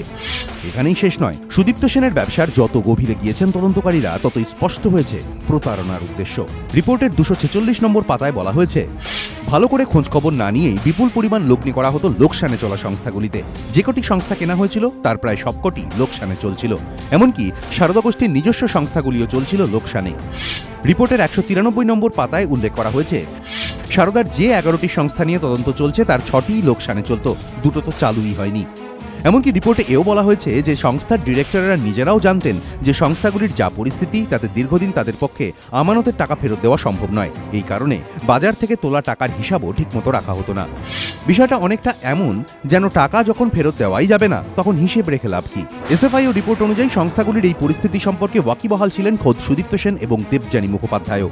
রিপোর্টের 174 নম্বর পাতায় বলা হয়েছে, আমানতকারীদের টাকায় লোকসানে চলা মিডিয়া সংস্থা কিনতেন সুদীপ্ত সেন। এটা টাকার অপব্যবহার ছাড়া আর কিছুই নয়। বিরোধীদের দাবি এর থেকেই স্পষ্ট, হাজার হাজার আমানতকারীকে প্রতারণার উদ্দেশ্যেই ব্যবসা ফেঁদেছিলেন সুদীপ্ত সেন। ABP আনন্দ। ঋতব্রত, প্রথম দিন থেকে ডে ওয়ান যাকে বলে, ডে ওয়ান থেকে সুদীপ্ত সেন প্রতারণা করবেন বলেই প্রতারণা করেছেন। এখানে পরিস্থিতি হাতের বাইরে চলে যাওয়ার মতো কোনো নাটকীয় ঘটনা ঘটেনি। কিন্তু এই প্রতারককে যারা বন্দোবস্ত করে দিল, সুযোগ সুবিধে করে দিল, তুমি যদি ভারতীয় রাজনীতির ইতিহাসও দেখো, এই ধরনের ঘটনা কটা হয়েছে তা আমাদের জানা নেই। এবং সবথেকে বড় কথা যে হোয়াইট কলার ক্রাইম প্রমাণ করা কিন্তু মুশকিল। সুদীপ্ত সেনের কঠোরতম শাস্তি আমরা সবাই চাই, কিন্তু তার সঙ্গে তাকে যারা সাহায্য করেছে তারা শাস্তি পাবে। তো উনি প্রতারক হলে মানে উনি তো একজন সর্বোচ্চ মাপের প্রতারক, তার থেকেও বড় প্রতারক মানে মহাপ্রতারক যাদের বলে তাদের সবাই বুঝতে পারছে রাজ্যের মানুষ। এখন এই যে উনি যে গোটা প্রতারণাটা করছেন, সবাই তো জানে যে ছবিটা কিনেছিলেন যে হিউজ পরিমাণে 1,86,00,000 টাকায়, ওটা ছিল রাজ্যের মানুষকে প্রতারণা করবার পারমিট, যে পারমিট তৃণমূল কংগ্রেস দিয়েছিল। এবং তারপরে যে ধারাবাহিকভাবে এই যে টাকা নিয়ে আমি বলিনি না 1,86,00,000 টাকা দাম হয় না, বড় গলা ও বিনি পয়সা দিয়ে ঘরে টাঙাবে না। আমি বলিনি, আপনি যখন বলার এত গায়ে ফসকা পড়ছে কেন? না এই কারণেই করছে, এই কারণেই করছে। আপনারা আজকে হাতের বালতি হয়ে গেছে, এই কারণেই বলছি তো এই বিষয়টা যে এই টাকা মোচ্ছব 104 জন মানুষ তারা আত্মহত্যা করেছেন। এরকম ধরনের ঘটনা সারা দেশে কোথাও দেখা যাবে না। এখন প্রশ্ন হচ্ছে যে আজকে এই যে ওনাকে হেল্প করা, এই যে সুদীপ্ত সেনকে এই ব্যাপারগুলো চলতে থাকছিল এবং এই টাকা, এই যে চেক, একটা প্রশ্ন এলো, চেক বিপুল পরিমাণে কত চেক দিয়েছেন নাকি তার হিসেব নেই, মানে মনে করে উঠতে পারছেন না যে কত চেক ডিস্ট্রিবিউটেড হয়েছে। বা আরেকটা পয়েন্ট যদি আছে যে ডিলগুলো দেখো লোকসানে চলা 16টা চেয়ার টেবিল আছে, সেই কোম্পানির দাম হচ্ছে 15 কোটি টাকা। আমি যে এই আরেকটা আমার মাথায় একটা জিনিস মনে হয়, বাজারের থেকে 7 গুণ 10 গুণ দামে কারখানা কিনছেন। কলম পত্রিকা, এই পত্রিকা তো বেসিক্যালি হস্তান্তর হয়নি, এগুলো দখল হয়েছে। এই যে এক হচ্ছে একজন প্রতারক, তিনি গরিব মানুষকে প্রতারণা করলেন, কত লোককে, 18 লক্ষ লোককে কম করে 2,500 কোটি টাকা হাওয়ায় উবে গেল। হাওয়ায় তো হবেনি, তৃণমূল কংগ্রেসের হরিল লুটে ব্যবহৃত হয়েছে। 104 জন মানুষ তারা আত্মহত্যা করলেন। এবার তাহলে এই প্রসেসে যারা হেল্প করলো, কলম পত্রিকা দখল করা হলো, এরকম আরো সংস্থা দখল করা হলো। কারা করছেন, কারা এর সঙ্গে যুক্ত হচ্ছে? এখন অটোমেটিক্যালি যেটা হচ্ছে যে একটা বছর, এই যে মনোবিদরা যে কথা বলছেন যে 11 কোটি টাকা, যেটা একটা rough estimate, tip of the আইসবার্গের মতো, হিমশৈলের চূড়ার মতো, যা শুধু আইনি ব্যবস্থায় খরচ হয়েছিল যাতে সিবিআই না আসে। সুতরাং এই যে প্রসেসটা, দ্বিতীয় পর্যায়ে শোনা হচ্ছে কোটি টাকার কাছাকাছি খরচ হয়েছে, সেটা হচ্ছে, সে তো হবেই, এই কারণে দৌড়াদৌড়ি চলছে, 3বার যাতায়াত হয়ে গেছে, ফিজ রয়েছে বিপুল পরিমাণ। কিন্তু প্রশ্ন হচ্ছে যে ওই যে প্রথম পোর্শনটা ছিল, যাতে তদন্ত ধামাচাপা দেওয়া যায় এবং তথ্য প্রমাণ লোপাট করা যায়, সেটা সব থেকে গুরুত্বপূর্ণ। তথ্য প্রমাণ লোপাট করা কেন জরুরি? কারণ একটা পার্টির র্যাঙ্ক এন্ড ফাইল, মানে এত তাবড় লোকেরা জড়িত, এবং এই যে সুপ্রিম কোর্ট যখন এমানন্দা এখানে রয়েছেন, বিকাশ দাদের সে যে উদ্যোগ, যে অপরাধীদের মাথাকে ধরতে হবে, আর সব থেকে গুরুত্বপূর্ণ কথা হচ্ছে এই সম্পত্তি বাজেয়াপ্ত করো, টাকা ফেরতের ব্যবস্থা করো। একমাত্র না, বিচারকরা কিন্তু বিভিন্ন সময় একটা কথা বলেছে যে একজন প্রতারক হতে পারেন, কিন্তু তাতে কে বেনিফিশিয়ারি কারা, কারা কম সেই বেনিফিশিয়ারি, এই লাভবান ব্যক্তি, যেখান দিয়ে আমরা এই অনুষ্ঠান শুরু করেছিলাম। আপনাদের দ্রুত দেখাবো যে কিভাবে সুদীপ্ত সেন এই বিপুল প্রতারণার ব্যবসা ফেদে বসলেন। সুদীপ্ত সেনের প্রতারণার কেরিয়ার গ্রাফ দেখুন। হাজার হাজার মানুষের সঙ্গে প্রতারণার দায়ে অভিযুক্ত তিনি। সাধারণ পরিবারে বড় হওয়ার পর হাজার হাজার আমানতকারীকে নিঃস্ব করে প্রভাবশালীদের সাহায্যে ক্ষমতার অলিন্দে উত্থান, তারপর এক লহমায় পতন। তিনি সুদীপ্ত সেন, যার ওপরে ওঠার কাহিনী যতটা চমকপ্রদ, তেমনি ধাক্কা খেয়ে নিচে পড়ারও। সার্ভে পার্কের এই দোতলা বাড়িতেই প্রায় 20 বছর আগে পরিবারের সঙ্গে থাকতেন সুদীপ্ত সেন। তবে স্থানীয় বাসিন্দাদের দাবি, তাঁরা তাকে চিনতেন শঙ্কর সেন নামে। একসময় ধার শোধ করতে না পেরে বাড়িটি বিক্রি করতে বাধ্য হয়েছিলেন সুদীপ্ত, কিন্তু দমে যাননি তিনি। তারপরই তাঁর আসল উত্তরণ, যে উত্থান হার মানিয়ে দেবে বলিউডি চিত্রনাট্যকেও। 90-এর গোড়া থেকে সুদীপ্তর সাফল্যের পথ চলা শুরু। 1990 সালে বেহালা ট্রাম ডিপোর কাছে একটি ছোট্ট অফিস তৈরি করে জমির ব্যবসা শুরু করেন সুদীপ্ত সেন। 1991-92 সালে প্রথমে দক্ষিণ 24 পরগনার বিষ্ণুপুর এলাকার ভাষায় জনৈক বিশ্বনাথ অধিকারীর সঙ্গে কেনেন প্রায় 500 বিঘে জমি। শুরু হয় সারদা গার্ডেন। ধীরে ধীরে বিশ্বনাথ অধিকারীকে সরিয়ে গোটা সারদা গার্ডেনের যাবতীয় কাজকর্মের পরিচালনার ভার নিজের করায়ত্ত করেন সুদীপ্ত সেন। তারপর আর পেছন ঘুরে তাকাতে হয়নি সুদীপ্ত সেনকে। ততদিনে তিনি 2টি বিয়েও করে ফেলেছেন। প্রথম স্ত্রী মধুমিতার ছেলে শুভজিৎ তখন স্কুল পড়ুয়া, দ্বিতীয় স্ত্রী পিয়ালিরও ততদিনে একটি পুত্র সন্তান হয়েছে। 2003 সালে সুদীপ্ত সেন এক্সপোর্ট ব্যবসায় নামেন। স্পেন, দুবাই সহ একাধিক দেশে লেদার গুডস এবং গার্মেন্টস রপ্তানিতে মোটা টাকা মুনাফাও করতে শুরু করেন, কিন্তু তাতেও মন ভরেনি। চাহিদা ছিল আরও টাকার। সহজে কিভাবে কোটি কোটি টাকা রোজগার করা সম্ভব, তারই উপায় খুঁজে বেড়াচ্ছিলেন সুদীপ্ত সেন। 2006-07 সালে সুদীপ্ত সেনের সঙ্গে পরিচয় হয় শিবনারায়ণ দাসের। একটি বেআইনি আর্থিক প্রতিষ্ঠানের চিটফান্ডের মালিক শিবনারায়ণই সুদীপ্তকে বুদ্ধি ও পরামর্শ দেন লগ্নি ব্যবসায় নামার। তারপরেই সারদা গার্ডেনে প্রমোটিং এবং এক্সপোর্টের ব্যবসায় মাথা না ঘামিয়ে 2008 সাল থেকে পুরোপুরি মানি মার্কেট বিজনেসে নেমে পড়েন সুদীপ্ত সেন। সারদা রিয়েলটি এবং সারদা ট্যুর অ্যান্ড ট্রাভেলসের নামে আমানতকারীদের কাছ থেকে শুরু হয় টাকা সংগ্রহ। ব্যবসা ছড়ায় গ্রামাঞ্চলে। সূত্রের খবর, মাত্র 7 বছরে প্রায় কয়েক হাজার কোটি টাকার সম্পত্তির মালিক হয়ে ওঠেন সুদীপ্ত।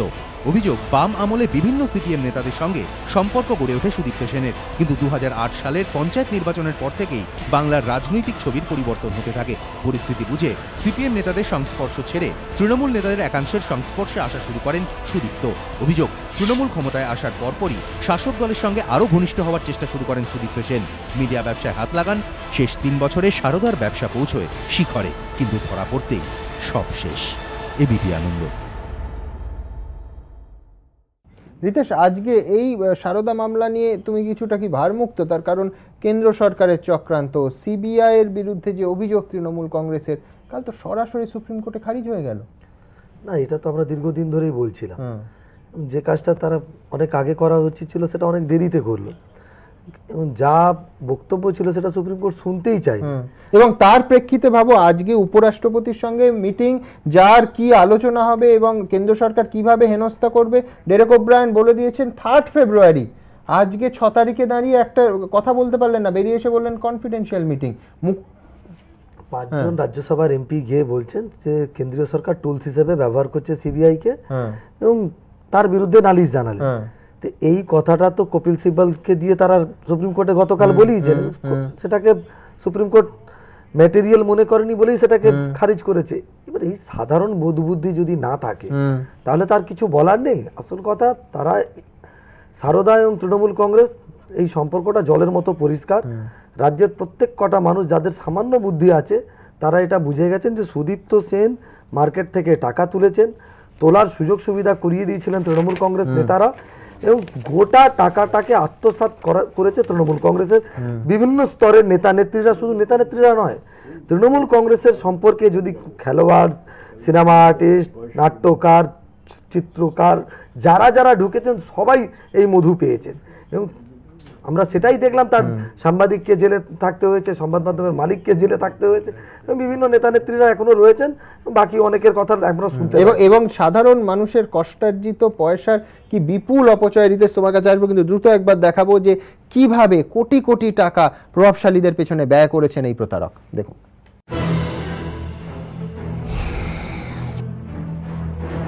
হাজার হাজার আমানতকারীর কাছ থেকে প্রতিদিন কোটি কোটি টাকা তোলা, তারপর তার বেশিরভাগটাই উড়িয়ে দেওয়া। সুদীপ্ত সেন এভাবেই সারদা গোষ্ঠী চালাতেন বলে গোয়েন্দা সূত্রে খবর। টাকা তোলার সূত্র ছিল একটাই, সাধারণ মানুষ, কিন্তু খরচের ছিল একাধিক পন্থা।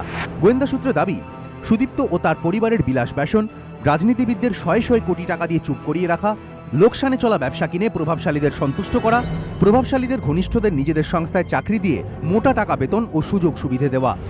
এভাবেই সাধারণ মানুষের কষ্টের সিংহভাগ টাকা সারদার ভান্ডার থেকে উড়ে গিয়েছে বলে তদন্তে উঠে এসেছে। দেদারে টাকা খরচের যে উদাহরণগুলি উঠে এসেছে তার মধ্যে অন্যতম হল মা সারদার নামে কোম্পানির নাম হওয়ায় সুদীপ্ত সেন তাঁর অফিসগুলিতে কর্মচারীদের বিনা পয়সায় নিরামিষ খাবার খাওয়াতেন। দামি গাড়িও নাকি অত্যন্ত প্রিয় ছিল সুদীপ্তর। তাঁর পরিচিতদের অনেকেরই দাবি হুটহাট একাধিক গাড়ি কিনে নিতেও দ্বিধাবোধ করতেন না তিনি, যার প্রমাণ মিলেছিল সুদীপ্ত গ্রেফতার হওয়ার পরপরই। কয়েকদিনের মধ্যে থানায় জমা পড়েছিল সংস্থার 30টির বেশি গাড়ি। ঘনিষ্ঠদের একাংশের কথা অনুযায়ী কোনো জিনিস পছন্দ হলে যেন তেন প্রকারে তা পাওয়ার চেষ্টা করতেন সুদীপ্ত সেন। আরও বেশি টাকা তোলার জন্য এজেন্টদেরও মোটা কমিশন দিতেন সারদা কর্ণধার। সেই সঙ্গে ঘটা করে নেতাজি ইন্ডোরে এজেন্ট মিটও করতেন। লক্ষ লক্ষ টাকা খরচ করে মুম্বাই থেকে কুমার শানু, উদিত নারায়ণ, অলকা ইয়াগনিক, কবিতা কৃষ্ণমূর্তির মতো গায়কদের আনা হতো গান গাওয়ার জন্য। 2010-এ দেবযানীকে সঙ্গে নিয়ে রীতিমতো হেলিকপ্টারে চেপে আন্দামান উড়ে গিয়েছিলেন সুদীপ্ত সেন। উপলক্ষ ছিল আন্দামানে সারদার একটি অফিসের উদ্বোধন। নিজের মতো স্ত্রী সন্তানকেও বিলাস বেসনেই রাখতেন সুদীপ্ত। তার স্ত্রী পিয়ালির জীবনযাত্রা ছিল চোখে পড়ার মতো। সুদীপ্ত পুত্র শুভজিৎ দেদারে টাকা ওড়াতেন বলে সূত্রের দাবি। তার ঘনিষ্ঠরা বলে থাকেন, ঘন ঘন দামি গাড়ি কেনা তার কাছে ছিল ইচ্ছা পূরণের খুব সামান্য একটা অংশ মাত্র। রকমারি এসইউভি নিয়ে শহর ঘোরা, নামি পানশালায় নিয়মিত যাতায়াত, এসবই ছিল শুভজিতের রাতের রুটিন। তবে অনেকেই বলে থাকেন, এই বিলাস বেসনের চেয়েও সুদীপ্ত সেনের ব্যবসা ডোবার সবচেয়ে বড় কারণ ছিল রাজনীতিবিদ থেকে প্রশাসনিক কর্তাদের একাংশ সবাইকে টাকা দিয়ে মুখ বন্ধ করে রাখা, কখনো স্বেচ্ছায়, কখনো চাপে পড়ে। কিন্তু বাঘ রক্তের স্বাদ পেলে যেমন হিংস্র হয়ে ওঠে, তেমনি সুবিধাভোগীরা সুদীপ্তর কাছ থেকে কয়েকবার টাকা পাওয়ার পরই বুঝে গিয়েছিলেন সারদা কর্তা কত বড় এটিএম। আর তার এই গৌরী সেন অবতারের কথা প্রচার হতেই ছোট বড় মাঝারি অনেক নেতা, ব্যবসায়ী, অফিসারই ঝাঁপিয়ে পড়েছিলেন সুদীপ্তর ওপর। তাই হাত খোলার পর আর বন্ধ করার সুযোগ পাননি তিনি। শেষ পর্যন্ত নিজেও ডুবিয়েছেন অসংখ্য সাধারণ মানুষকে। এবিপি আনন্দ। এই ব্যবসাটা গোড়া থেকে চলেছিল শুধুমাত্র প্রভাবশালীদের আশ্বাসে? এখন তো তদন্তে সেটাই দেখা যাচ্ছে। সিপিএম এর আমলের শুরু হলো, যখন শুরু করেছিলেন ব্যবসা তখন তার নাম ছিল শঙ্কর সেন, তৃণমূল তাকে সুদীপ্ত বানিয়ে দিল। যা আপনারা যে প্যাকেজ দেখালেন তাতে আমরা যা জানতে পারলাম, এই শঙ্কর থেকে সুদীপ্ত হয়েছেন। কিন্তু শঙ্করের কাছে টাকা পয়সা কম ছিল, সুদীপ্ত কয়েক হাজার কোটি টাকার মালিক হলেন।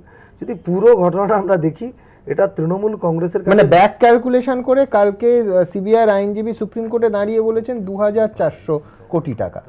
মানে গোটা ঘটনাটাকে যদি আমরা দেখি, তৃণমূল কংগ্রেস 2011-তে বিধানসভা 2009-এর লোকসভা নির্বাচনের পর ক্ষমতায় আসবে এরকম তারা একটা আভাস পেতে শুরু করেছে। এবং ক্ষমতায় আসতে গেলে যে বিপুল পরিমাণের টাকার প্রয়োজন হবে, 294টা সিটে লড়তে হবে, এই টাকার জন্যে তাদের মনে হলো সুদীপ্ত সেনের চেয়ে ভালো কোনো স্পেস হতে পারে না। গোটা সারদার প্রজেক্টটাই ছিল তৃণমূল কংগ্রেসের প্রজেক্ট। সারদা যা কিছু তুমি বলছো, হ্যাঁ, রাজনীতি আর দুর্নীতি একই সঙ্গে জড়িয়ে ছিল। আমি আপনার সঙ্গে বিরতির পর আবার আমার এই সফরে থাকবেন আপনারা। ছোট্ট একটা বিরতির পর ফেরত আসছি। Kalyani's Nature Pure presents ঘন্টা খানেক সঙ্গে Suman, powered by high-tech smartphones, শুধুমাত্র ABP আনন্দে। Kalyani's Nature Pure presents ঘন্টা খানেক সঙ্গে Suman, powered by high-tech smartphones, শুধুমাত্র ABP আনন্দে। আমাদের এই সফরের শেষ পর্ব শুরু করব অত্যন্ত গুরুত্বপূর্ণ দুটো অংশ দিয়ে। একটি অংশ যেটা আমরা দেখিয়ে আসছি সুদীপ্ত সেনের সঙ্গে নানা প্রশ্নের নিয়ে গেছিলাম, তার যে উত্তর আমরা পেয়েছি আপনাদের সামনে রাখবো। এবং এই অংশে সুদীপ্ত সেন অত্যন্ত গুরুত্বপূর্ণ একটা কথা বলেছেন যে একই রকম লোক, তারা একই রকম অপরাধ করছে, কিন্তু কারুর শাস্তি হচ্ছে, কারুর হচ্ছে না, এবং তাদের নানা রকম নামে তারা বাজার থেকে টাকা তুলছে, কিন্তু সুদীপ্ত সেনের শাস্তি হলেও তাদের হচ্ছে না। আবার বলছি, এই শতাব্দীর সম্ভবত সব থেকে বড় প্রতারক, কিন্তু তার কথায় কোনো যুক্তি আছে কি? দেখুন তো একবার। স্যার জানেন স্যার, আজকে যারা 15,000 কোটি টাকা, এবং আমি আপনাকে বলছি যে আপনার সাহারা 2,00,000 কোটি টাকা তুলেছে স্যার, ক্যালকেমিস্ট কত টাকা তুলেছে, তাদের কোনো বিচার হচ্ছে না। স্যার প্রসিকিউট ক্রাইমে নয়, তারা একই তো ছক স্যার, কি তো লোক জামা পাল্টে কখনো রোজগারি কখনো। ঠিক এইখানে সিবিআইয়ের একটি এক্সক্লুসিভ রিপোর্ট আপনাদের সামনে আমরা রাখতে চাইব, তার কারণ সুদীপ্ত সেনের একটি বাক্য নানা বাক্যের মাঝে আমাদের অত্যন্ত গুরুত্বপূর্ণ মনে হচ্ছে। একই তো লোক স্যার, জামা পাল্টে কখনো নানা নামে আসছে।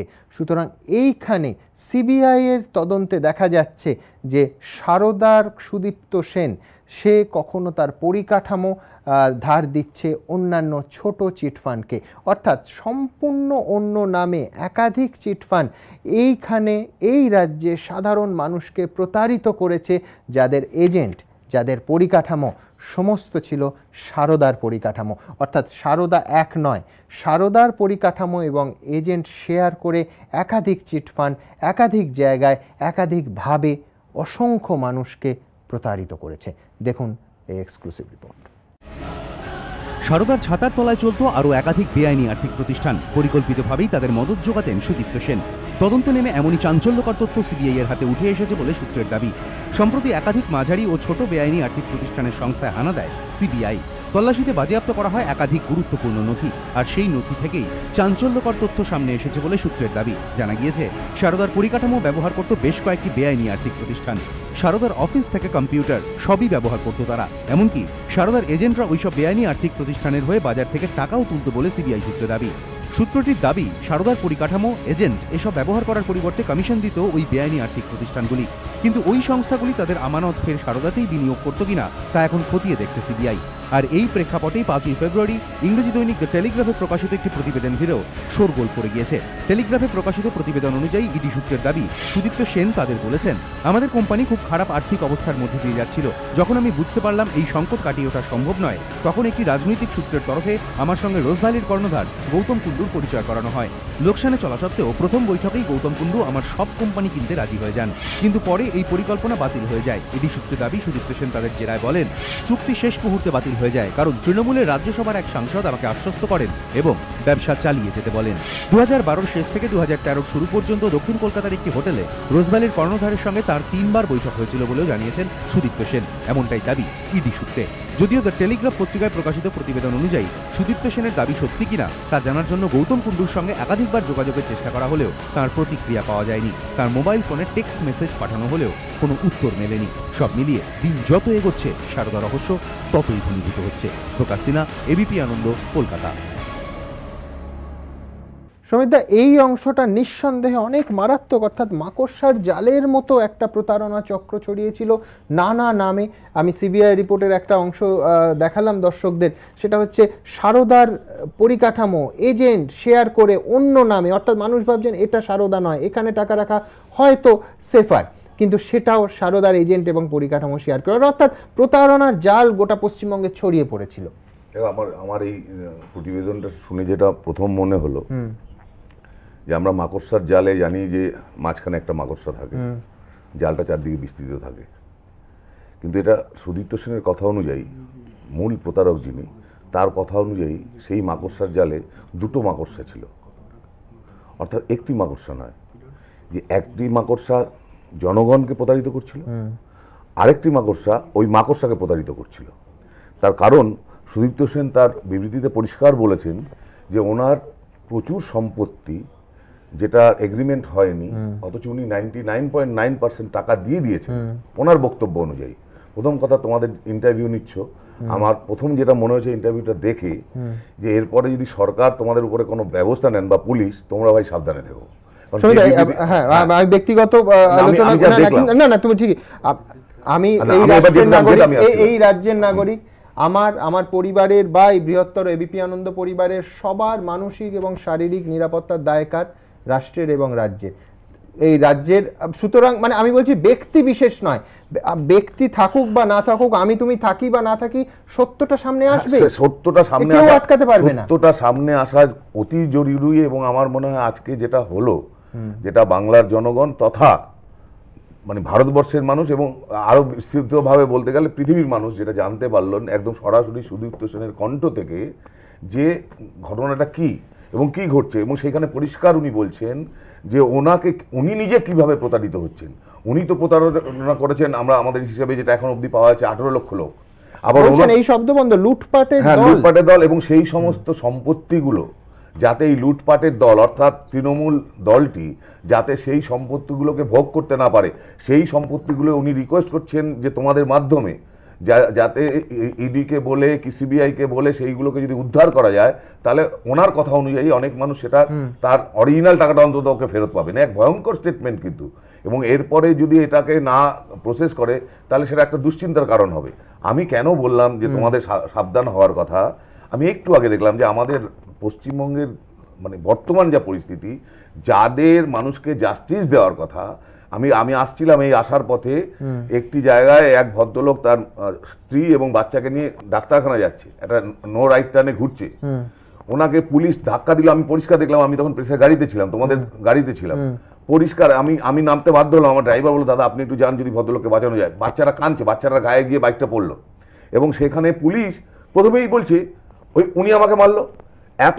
এতজন একদম সন্ধেবেলা সেখানে এতগুলো মানুষ হাজির, কেউ দেখলো না যে ওই লোকটি পুলিশকে মারলো, অথচ পুলিশই প্রথমে ওই মানুষটিকে মারলো, এবং উইদাউট এনি রিজন, যেটা আলোচনা করে সম্ভব হতো, উনি না ঢুকতে দিতে পারতেন, বাধা দিতে পারতেন, অনেক কিছু করতে পারতেন। অর্থাৎ যাদের উপরে আমাদের শাসন ব্যবস্থা, যারা আমাদেরকে প্রোটেকশন দেবেন, তারা যখন আমাদেরকে প্রোটেকশনটা দিচ্ছেন না, প্রতিদিন পারুইয়ের ঘটনা একেবারে সামনে আসছে, সেই জায়গাটার জন্য আমি শঙ্কিত। আমি বলছি সেই জায়গাটার জন্য যেই নিউজ দেখাচ্ছ, এটা তো হজম করা তৃণমূলের পক্ষে সত্যি মানে কঠিন। কালিয়ানিজ নেচার পিওর প্রেজেন্টস ঘন্টা খানেক সঙ্গে Suman, powered by hi tech smartphones, শুধুমাত্র এবিপি আনন্দে। কালিয়ানিজ নেচার পিওর প্রেজেন্টস ঘন্টা খানেক সঙ্গে Suman, powered by hi tech smartphones, শুধুমাত্র এবিপি আনন্দে। কেন? এবং আমি আরেকটা বার্তা দিতে চাই, এই যে কিছু লোক, আমি কখনো বিশ্বাস করি না তৃণমূলের সবাই এই টাকাটা এনজয় করেছে। আমার কথা হলো, ওই যে গ্রামে গঞ্জে সহস্র তৃণমূলের নেতা এবং কর্মী, তারা কেন এর ভাগ নেবেন? তারা কেন দোষী হবেন? সুতরাং সবার মিলে উচিত হলো, যারা তদন্তের আওতায় রয়েছেন তাদেরকে তদন্তে যাতে কোনো রকম না বাধা পড়ে, প্রকৃত সত্য উঠে আসুক। ফাইন, এই কথা ধরে আমি সমীর বাবুর কাছে যাব। সমীর বাবু, একটা জিনিস তো মানবেন যে একটা তদন্ত শুরু হয়েছে এবং তদন্ত আটকানোর পুরনো কাসন্দিতে আমি যাচ্ছি না, কিন্তু এবার সব পক্ষের একটা সহযোগিতা, আপনি আসেননি তখন স্টুডিওতে, আমি দেখাচ্ছিলাম অফিসিয়াল কাগজপত্র তৈরি করছে ইডি, রাজ্য কিছু না, সুদীপ্ত সেনকে, আমি আবার বলছি যে এত বড় প্রতারক, তাকে জেরার প্রয়োজন, জেলে গেছে জেরা করতে, সেই জেরা বয়ান রেকর্ড করা যাবে না বলে গোটা দিন কাটিয়ে দিয়েছে, বয়ান রেকর্ড করতে পারেননি। যখন অনুমতি পেয়েছেন, মানে জেল কর্তারা অনুমতি দিয়েছেন, তখন সন্ধে গড়িয়ে গেছে, চলে এসছেন, আরেক দিন যেতে হবে। এই অসহযোগিতার মানে কি? রাজ্য সরকার এই তদন্তের ক্ষেত্রে, আমি বলছি রাজনৈতিকভাবে তো লাভ হবে, আপনি এই স্টুডিওতে এসে বুক ফুলিয়ে বলতে পারবেন এই তো তৃণমূল কংগ্রেস, যে দেখুন তদন্তে একদম সমস্ত রকম সহযোগিতা করছে। আমি এখনো বুক ফুলিয়ে কথা বলছি, এটাই তৃণমূল কংগ্রেস। কারণ এই সুদীপ্ত সেন, তার ব্যবসা শুরু হয়েছিল যে সময় সারদার জন্ম, যে বিষবৃক্ষ নিচে গভীরে শিকড় চলে গেছে, বলেছেন, ঠিক বলেছেন, গভীরে শিকড়ে চলে গেছে, গভীরটাকে ধরতে হবে। আমি বলছি আর বিশাল শাখা প্রশাখা ফিগার দিয়ে বলতে পারি, যখন মেললো তখন তো তৃণমূল কংগ্রেসের জামানা। কিন্তু তৃণমূল কংগ্রেসই তো সুদীপ্ত সেনকে ধরলো, সেটাও তো দেখতে হবে। কাশ্মীর থেকে তো এই যে এক্ষুনি বলছে না, মানে কি যেন সে ভয় পাচ্ছে মারা যাবে, মেরে ফেলবে। 1 বছরে সমীর বাবু, দর্শকরা দেখছেন, 1 বছরে সুদীপ্ত সেনের পরিবারের কাউকে গ্রেফতার করা হলো না, 1 সেকেন্ড। তারপরে একজন প্রভাবশালীর নাম বলুন যে নামগুলো এতদিন ধরে সিবিআই তদন্তে উঠে এলো। তখন প্রথম দিকে কিন্তু আপনি ইউপিএ 2 সরকারের সময় মোদির চক্রান্ত বলতে পারবেন না। না মোদির চক্রান্ত একটা নাম সিটের 1 বছরের তদন্তে উঠেছিল, একটা নাম বলুন। না আমি তো সেটাই বলছি, ইনি প্রভাবশালী, এই কারণে আপনি ঠিকই বলেছেন সুমন বাবু, দলের ঘনিষ্ঠ, এনার নাম এসেছে, একটা বলুন। সুমন বাবু এই কারণে আপনি ঠিকই বলেছেন, কারণ এই জন্য মেথডিক্যাল প্রতারক হচ্ছে যে সুদীপ্ত সেন। কেন বলছি, এতদিন সে ব্যবসা করছে, প্রচুর টাকা সে লোককে, দেখুন তার অফিসে সে চাকরি করতো, যারা চাকরি করতো তারা বেতন পাবে। কবে কুণাল ঘোষ গ্রেফতার হলেন সোমেন মিত্রের সঙ্গে সভা করে গ্রেফতার হলেন দলের বিরুদ্ধে বিবৃতি দিয়ে, আর আগে তো গ্রেফতার হননি। না তারপরে আবার ভাবুন না যে এদের মাথা ঠিক আছে কিনা আমি জানি না, তাদের সরকারের তো না কুণাল ঘোষের, সে মুখ্যমন্ত্রী ঠিক করে দিচ্ছে, ভাবতে পারেন জেল থেকে সে বলে দিচ্ছে কে হবে মুখ্যমন্ত্রী এতদিন। এখন আমি যদি শুনবো আপনাকে বলি যে আনন্দবাজার দীর্ঘদিন কাজ করছে, আমি আনন্দবাজারের বাবু মুখ্যমন্ত্রী হোক, এটা কি কেউ মানবে? জনগণের ভোটে যারা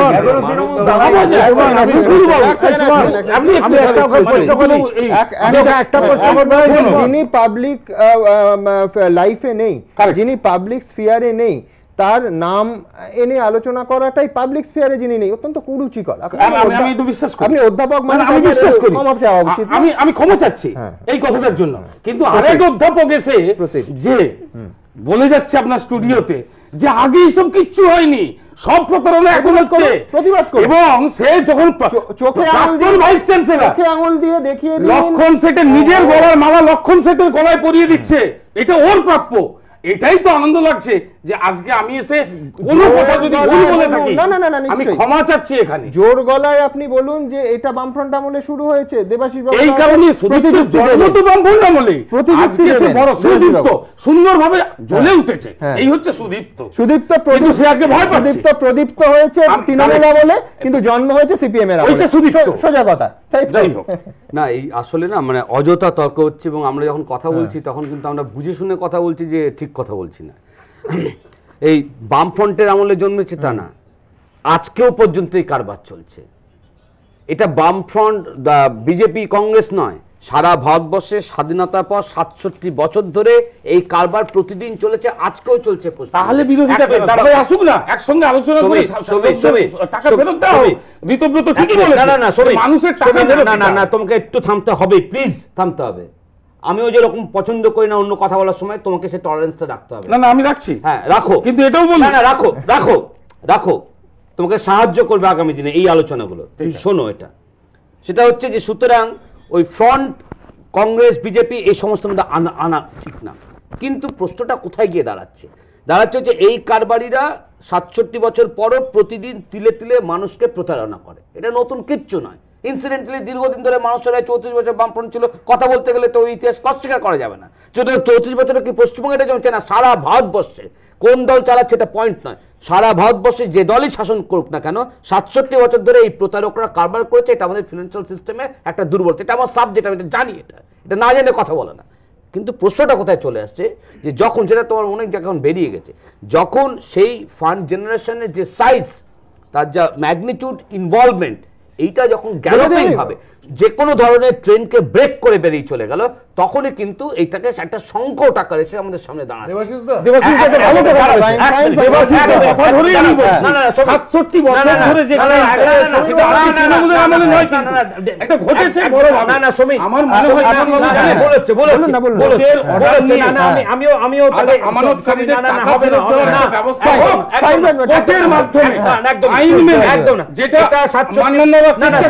না 67 বছরের সাথে গত 3 বছরকে এই ইস্যুতে গুলিয়ে ফেলা যাবে না। এই 3 বছরে 67 বছরের এই বিষয়কে কেন্দ্র করে সমস্তকে তছনছ করে দিয়ে মানুষের কাছ থেকে স্বাধীনতার পর এই পরিমাণ টাকা কখনো প্রতারকরা লুট করে ওগুলো আমি সব না 1 মিনিট, এটা লুট হয়েছে, প্রথম পর্যায়ে লুট হয়েছে, এবং কারণ যে টাকাটা তুলেছে সে টাকাটা কখনোই অর্থনৈতিক কারবারে ঢোকেনি, ফলে মানুষকে ওই পয়সা ফিরিয়ে দেওয়ার প্রশ্ন ওঠে না। 1 2 সারদা নিয়ে আমরা আলোচনা করছি, এবং তুমি বলেছো যে একটা নতুন ফিলার পাওয়া যাচ্ছে যে একে ব্যবহার করে আরো এই ধরনের কোম্পানি তৈরি হচ্ছে, প্রায় 250 কোম্পানি এই কারবারের সাথে পরোক্ষভাবে যুক্ত। আমাদের রাজ্যে এই কারবারে যদি আমরা ভাগ করি তাহলে 3টে স্তরে ভাগ করা যায় কারবারিদের স্ট্রেংথ, কিন্তু এই আলোচনা আজকে না। মূল কথা হচ্ছে তুমি যখন দেখাচ্ছ তখন মানবিক জায়গা থেকে সুদীপ্ত সেন একটা মৃত্যুকালীন জবানবন্দি এই সমস্ত আসছে, তোমার মন খারাপ হতে পারে, আমার মন খারাপ, আমি আসছে পাশাপাশি আমি আসছি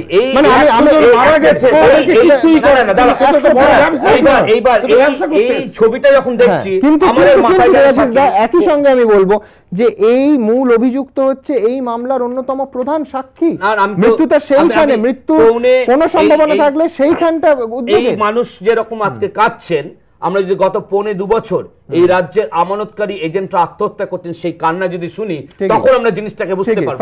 আর প্রতারকের টাকা, এই যে প্রতারণা উনি করেছেন সেই টাকা গুরুত্বপূর্ণ রাজনৈতিক ব্যক্তিত্বরা আরেক পর্যায়ে লুট করেছেন, সেই কারণে মানুষ আমি দ্রুত একবার দেখাবো। একটু আগেই সমীর বাবু বলছিলেন আদালতের কথা, কালকে যে রায় হয়েছে তারপর আমি জানি তথ্য আমি সব থেকে এই খবরটা দিতে পারবেন যিনি, তিনি এই মুহূর্তে এই লাইভ অনুষ্ঠানের স্টুডিওতেই আছেন, কিন্তু তিনি দেবেন না, তার কারণ তার দলীয় শৃঙ্খলার বোধ। কিন্তু গতকাল এই বিপুল জয়ের পর আব্দুল মান্নান, কংগ্রেস সূত্রের খবর, তিনি সোজা বঙ্গভবনে ফেরেননি।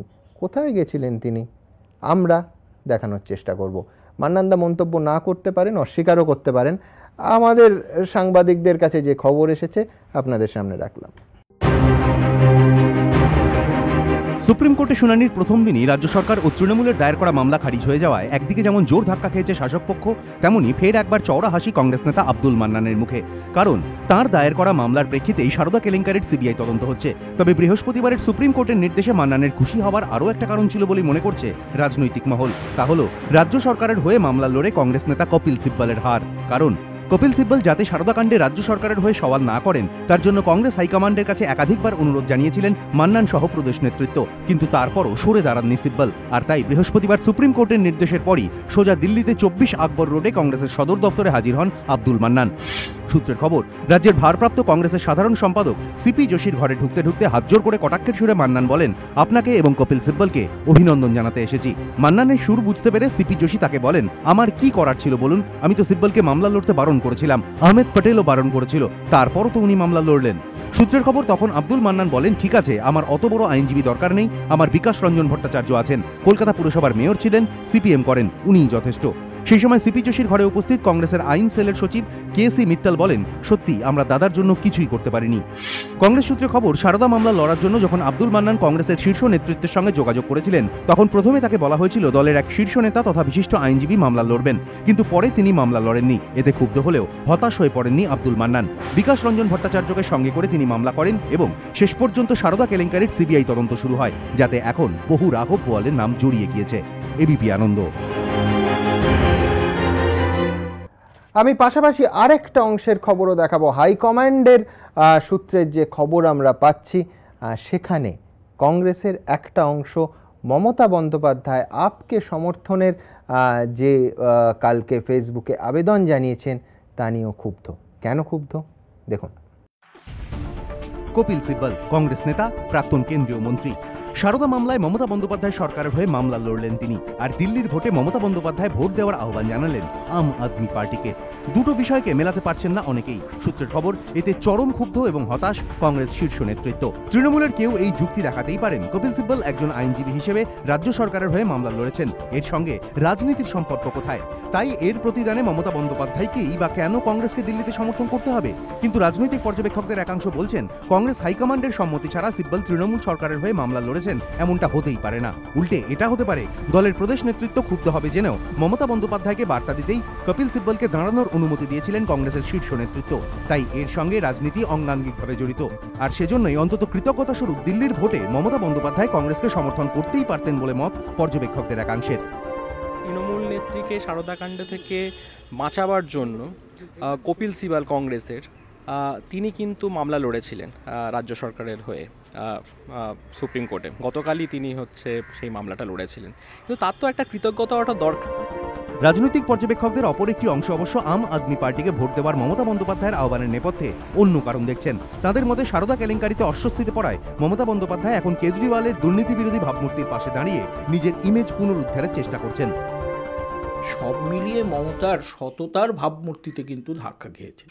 এই ধাক্কা খাওয়ার ক্ষেত্রে মমতা হয়তো ভাবছেন, এটা তার মনস্তত্ত্বের একটা স্তরের ভাবনা হতে পারে, যে আপকে ধরলে সর্বভারতীয় ক্ষেত্রে হয়তো এই সততার ভাবমূর্তি ফিরে আসতে পারে।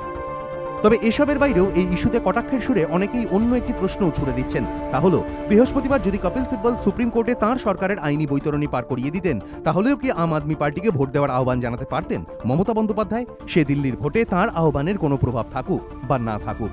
এবিপি আনন্দ।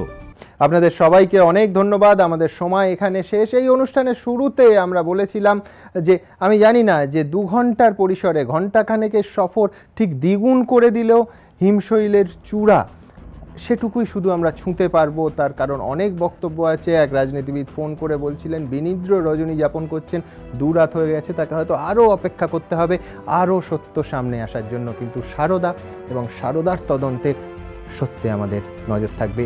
আপনাদের চোখ থাকুক এবিপি আনন্দে। আবার আপনাদের সঙ্গে দেখা হবে আগামী সপ্তাহে সোমবার রাত 8টায়। ভালো থাকবেন সবাই। শুভরাত্রি।